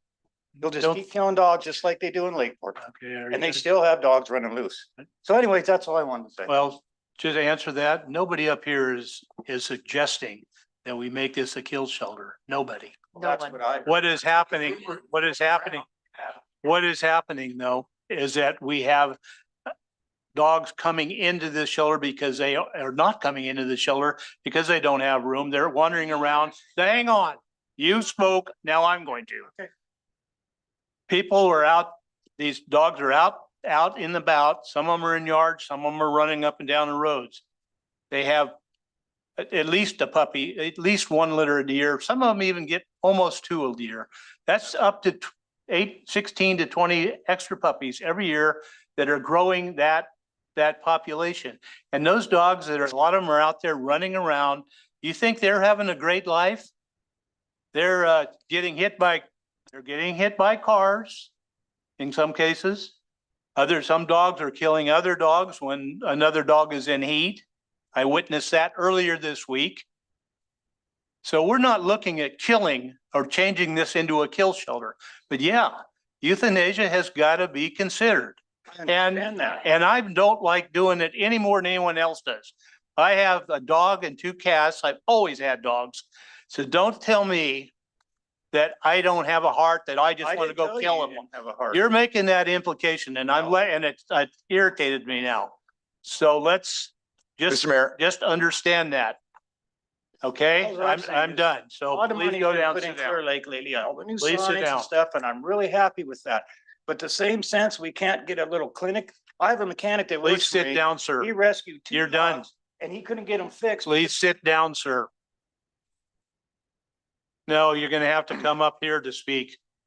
If I can, Mr. Mayor, I would just advise that we not engage directly during public comment. Yeah, Just under the Brown Act. I don't necessarily want to, but I understand it's a emotive topic, but it'd be best to give the public an opportunity to speak. And yeah, then- all right. I'm sorry, Thank you. Charlene with them again. What happened to the 1 cent that was put on sales tax to build a new shelter? Whatever happened with that? Anybody got any ideas? There was never 1 cent. There was never 1 cent put on to build a new shelter. Back in 2000, what did you say? That was 2009. Measure P. That was for police. Nope, it was Yeah, for the yes, ma'am, shelter. It was. Okay, but it was for the shelter. Okay, is there anyone, I apologize for speaking out, but it got to the point where I just couldn't not. Are there any other comments? No, sir, no, sir, you've already talked. There's a gentleman back here. Please, sir, please sit, sir. Lieutenant, would you ask this gentleman to sit down? Well, some people have that too. What? Some people get- He walked up here. Ladies and gentlemen, my name is Gary Weldon. I didn't come here to plan to speak. I was just kind of a casual observer in the back. There's an elephant in the room that's not being addressed here, and let me address it. I hear a lot of passionate people in here. The animal community is very passionate. I appreciate that. You strip away all the emotion, though, the fact remains, the reality is you hired a professional organization to perform a job. They're not doing that job. Now, I'm an IT director for a large wine company. I oversee several wineries. I can't show up at work and say, guys, I'm really trying.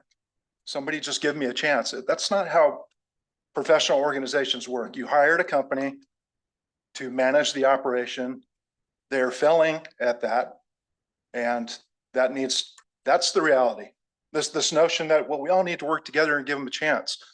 If I hire a contractor to come remodel my kitchen and it's an absolute failure, I don't step back and say, well, the guy's really trying. Let's give him a chance. No. You're a professional organization. That is your discipline.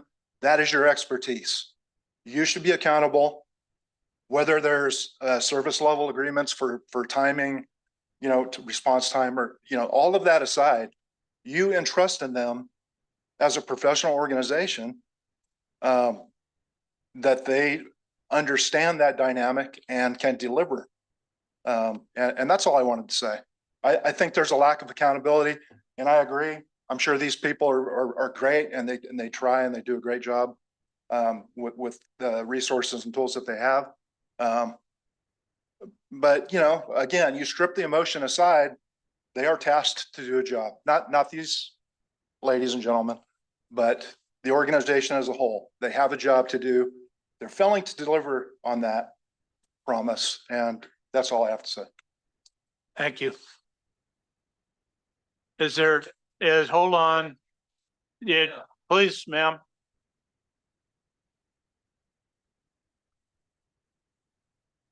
Please state your name and where you live.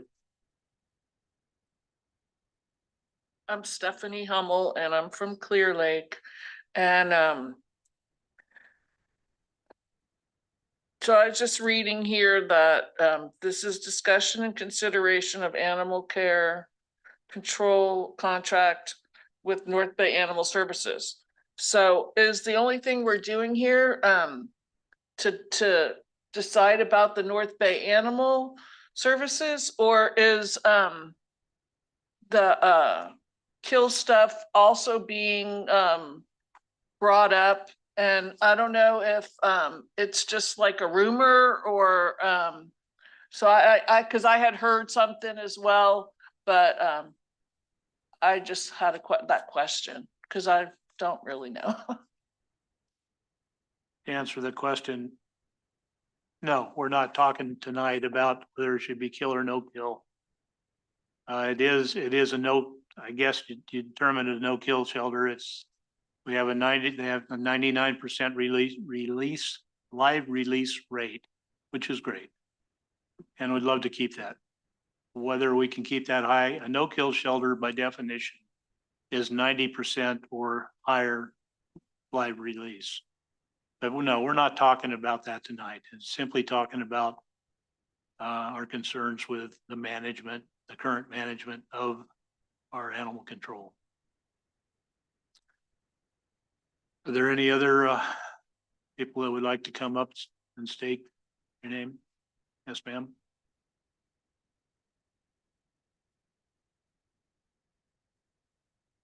My name is Susie Heidebrecht. I live here in Clear Lake and have for almost 40 years.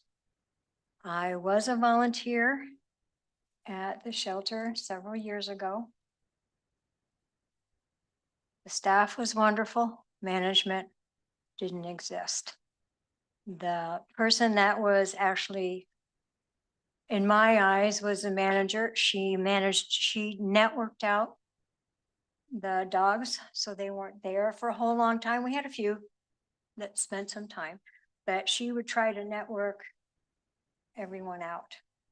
I know when I went to adopt my dog, I had to go to Lakeport, and they insisted that she be fixed before they would release her. I never saw that happen at that shelter when Mark was involved. He would release. You never saw what happened? I never saw them require that these dogs had to be fixed before they were released to the owners. Did they require they be licensed? No, there was no requirements whatsoever other than you prove you own the dog. Did they require they be vaccinated? Nope. Nothing. So, and I want to address the issue about the spay and neuter clinic.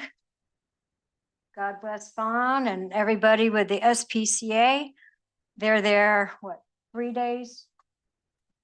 A month, maybe 4, where they're fixing the cats, the dogs, the ferals. And we have Pet Fix that this is our second one, third one. And we have more coming. So spay and neuter is available. You just have to be able to get on the phone at 6 o'clock in the morning. It is available, and to be fair, part of this problem on the spay and neutering is really a shortage of veterinarians. SPCA is doing a wonderful job with the grant money that they have to put on, I think 4 clinics total, 5 total, which will do what, 200 dogs and cats? Or, yeah, 1,000 a year. But unfortunately, there's more than that out there. But veterinarians are few and far Oh, between, yeah, I unfortunately. know. Mine is overwhelmed, but it should be a requirement or make it a condition that you go and get the animal fixed. I mean, I have 38 cats, all contained, all fixed, and 1 dog, but that's because they would show up and I'm not gonna let them loose. I'm sorry, we're overrun. So, Wow. thank you. Thank you. Are there any other comments?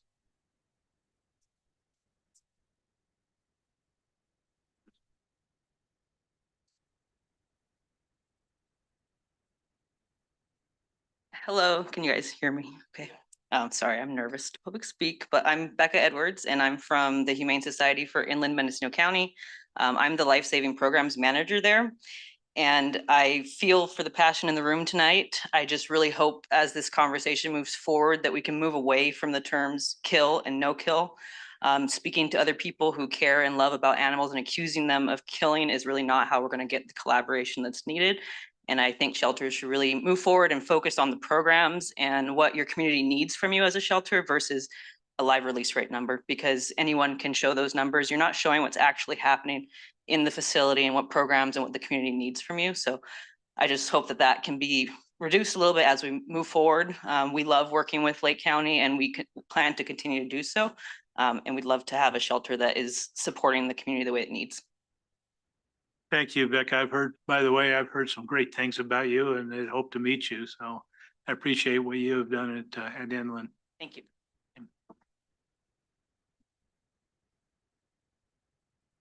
All right. I don't see any more hands raised. I think I will close public comment. Excuse me. Public comment out here are there anybody on Zoom that would like to speak? There are no comments on the Zoom, Mr. Mayor. Thank you. So we'll close public comment, bring it back for further discussion and possible action. I'll go first. I figured you would. Go first. I really believe that in order to do it properly, we need to have some written conversations with North Bay and put it in writing what is expected of them. And if they don't, within a certain period of time, if we have to wait 6 months anyway, because I don't believe there's any way we can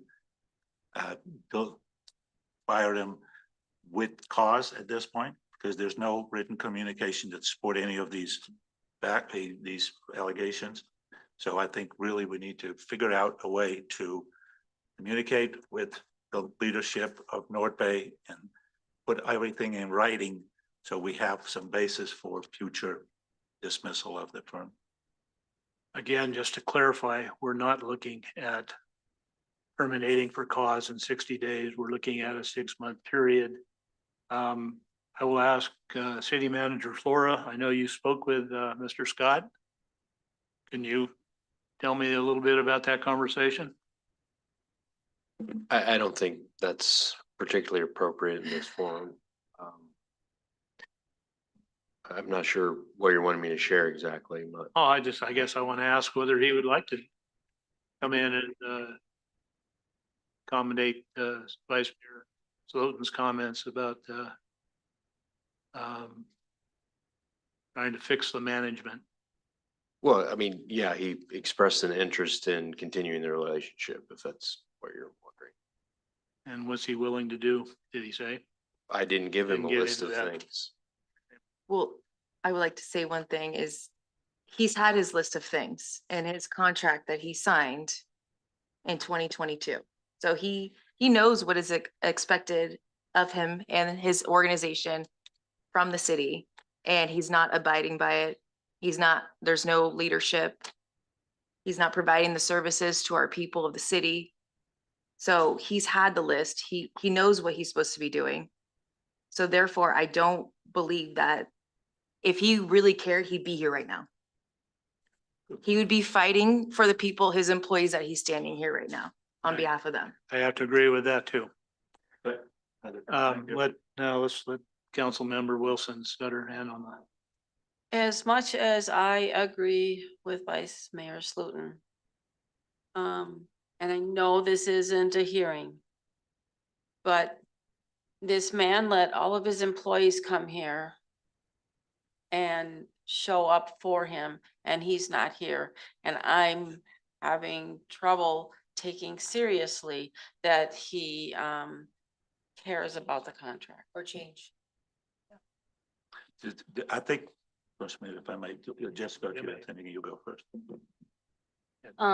Just the observation, I like the point that the gentleman made, putting emotion aside, obviously, there's a lot of emotion in the room tonight, but putting emotion aside, the contract has not been Upheld. yeah, upheld, and that's what I'm taking from this.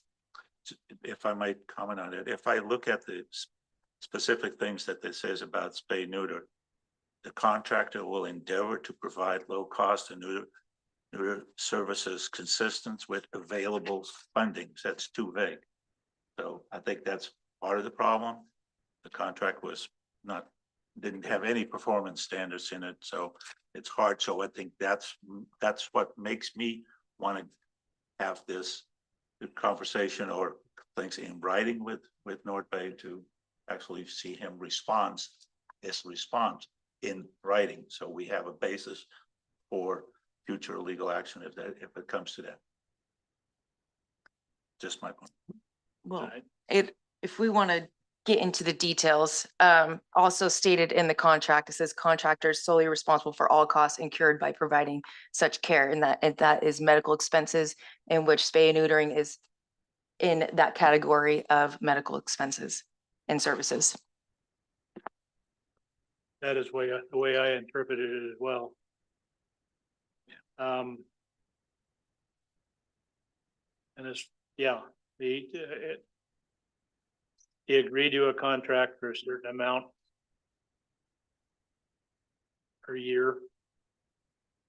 And all expenses and everything were to be included in that payment that we're making, that annual payments of $375,000 a year, which, by the way, is in comparison on the Sonoma County grand jury, they had a breakout of what all of the providers were being paid, and the Lake County, and they did it on a basis of so much per 10,000. I was trying to look through it and see if I could find it, but at any rate, as I recall, we were paying them almost double what they are being paid by the 4 cities in Sonoma County that they're working for.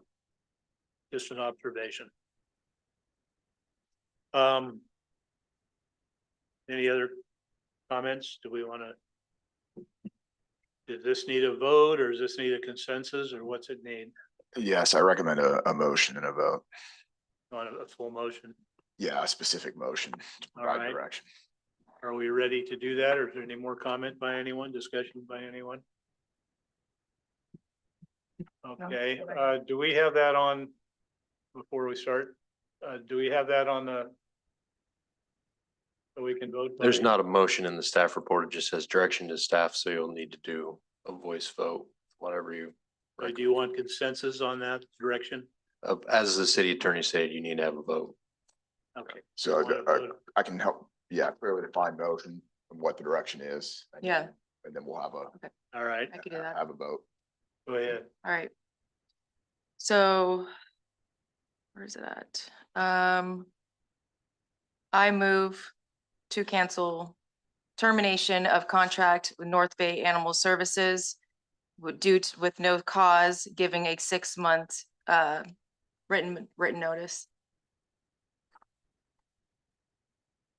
So the motion is to direct the city manager. Oh, sorry, to direct the city manager to city do manager. so. Okay, to direct the city manager to provide notice of termination without cause, which under the contract is 180 days. Motion has been made. We have a second. I'll second. All right, motion has been made by Council Member Downey and seconded by Council Member Hooton. Gonna do a voice vote. Do we have it? If you'd like, Mayor, you can vote in your portal for this. We can vote in the portal. Okay.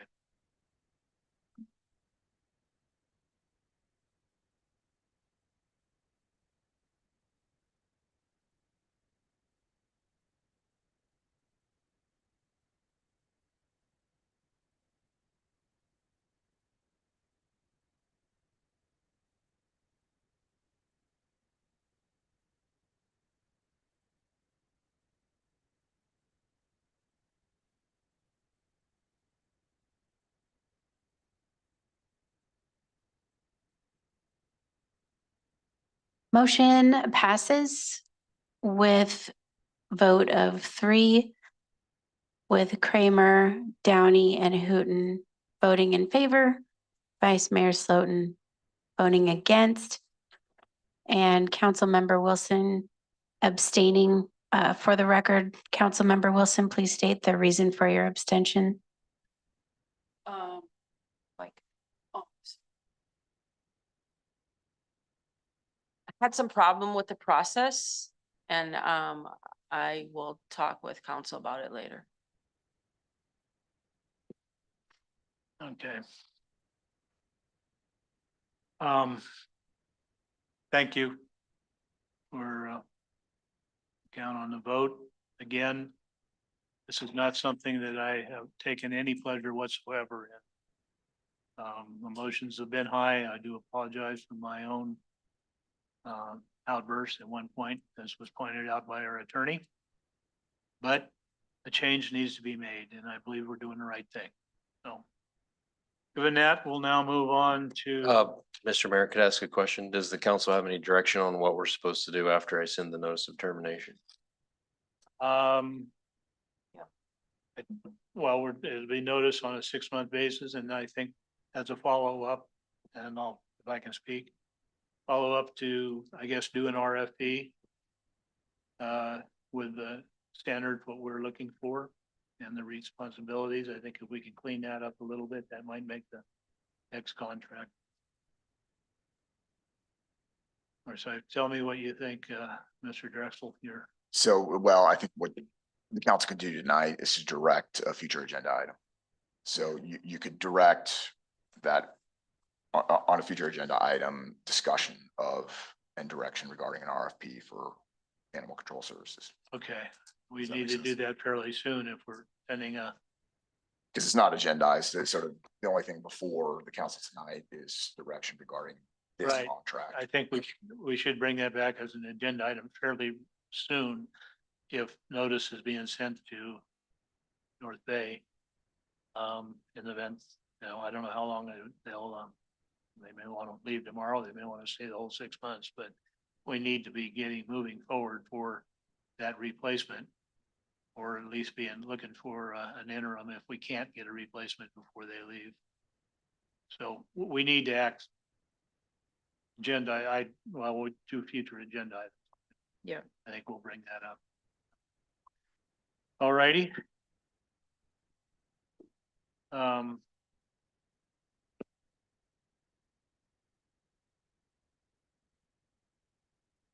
Moving on.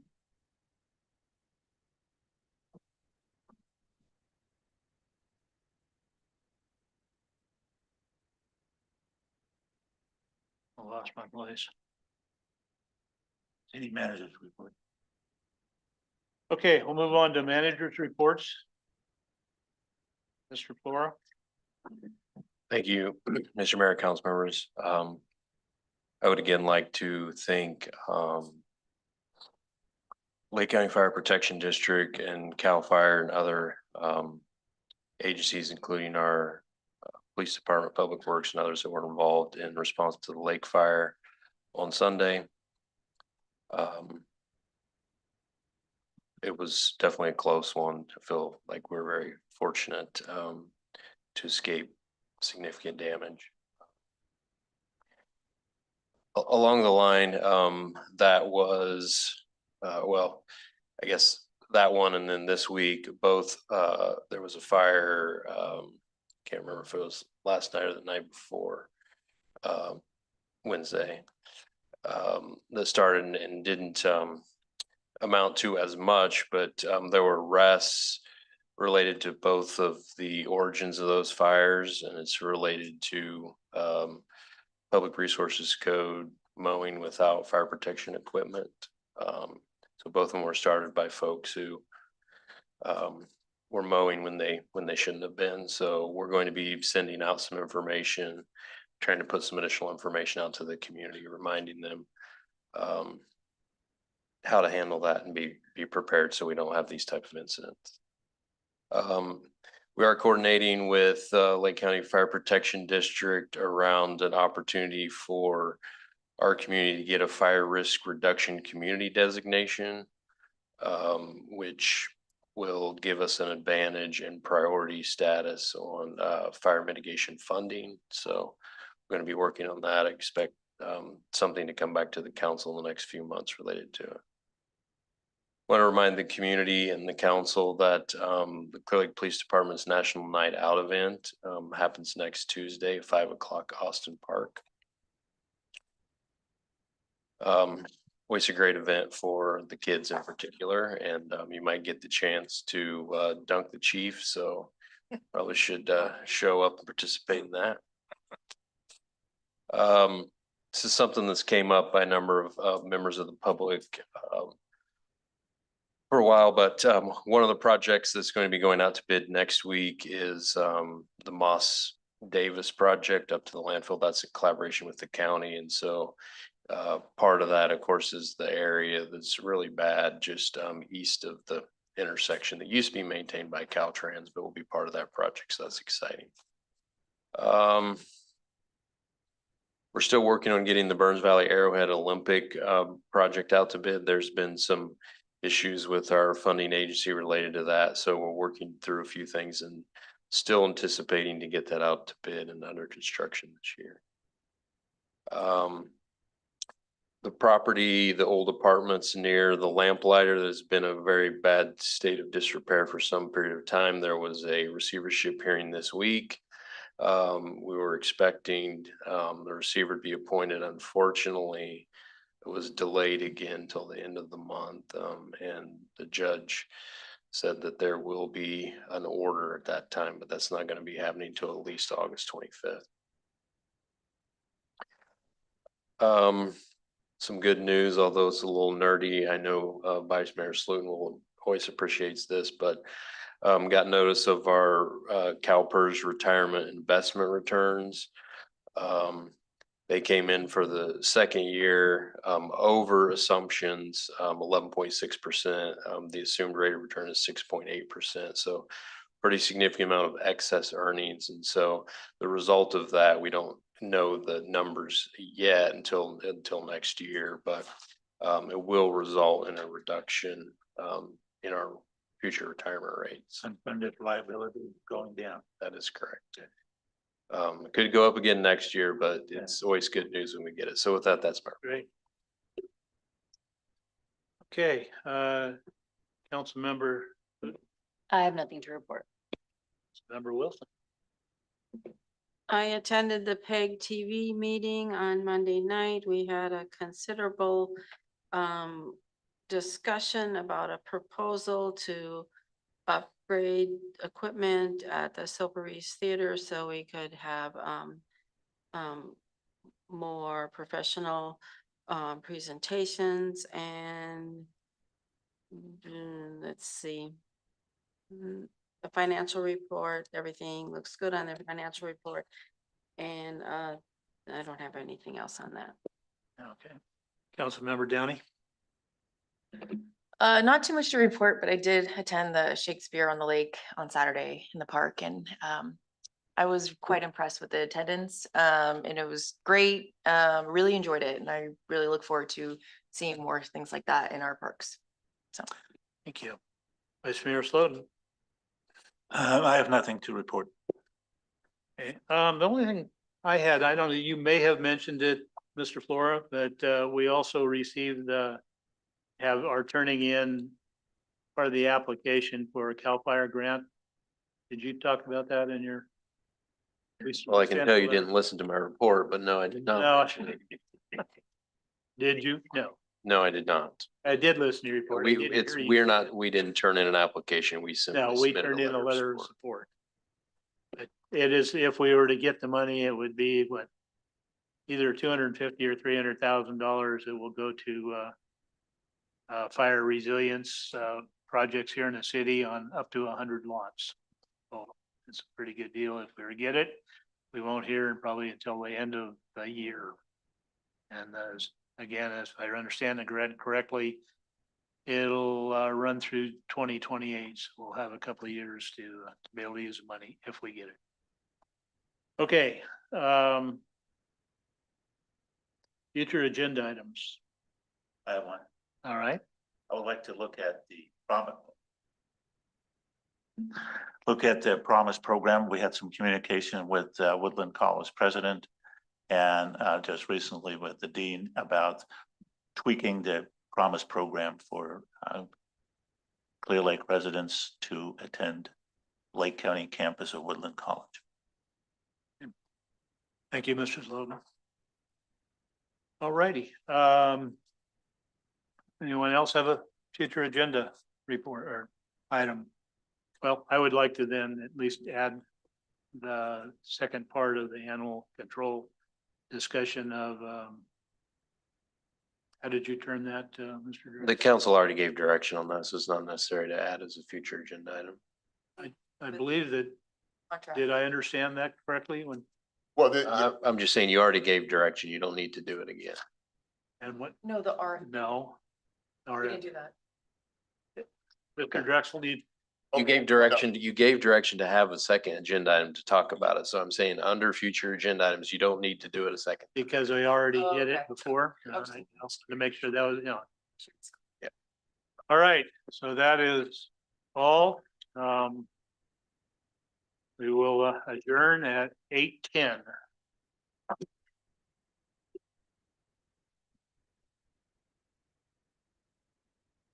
Hey, Jessica, I want to ask you.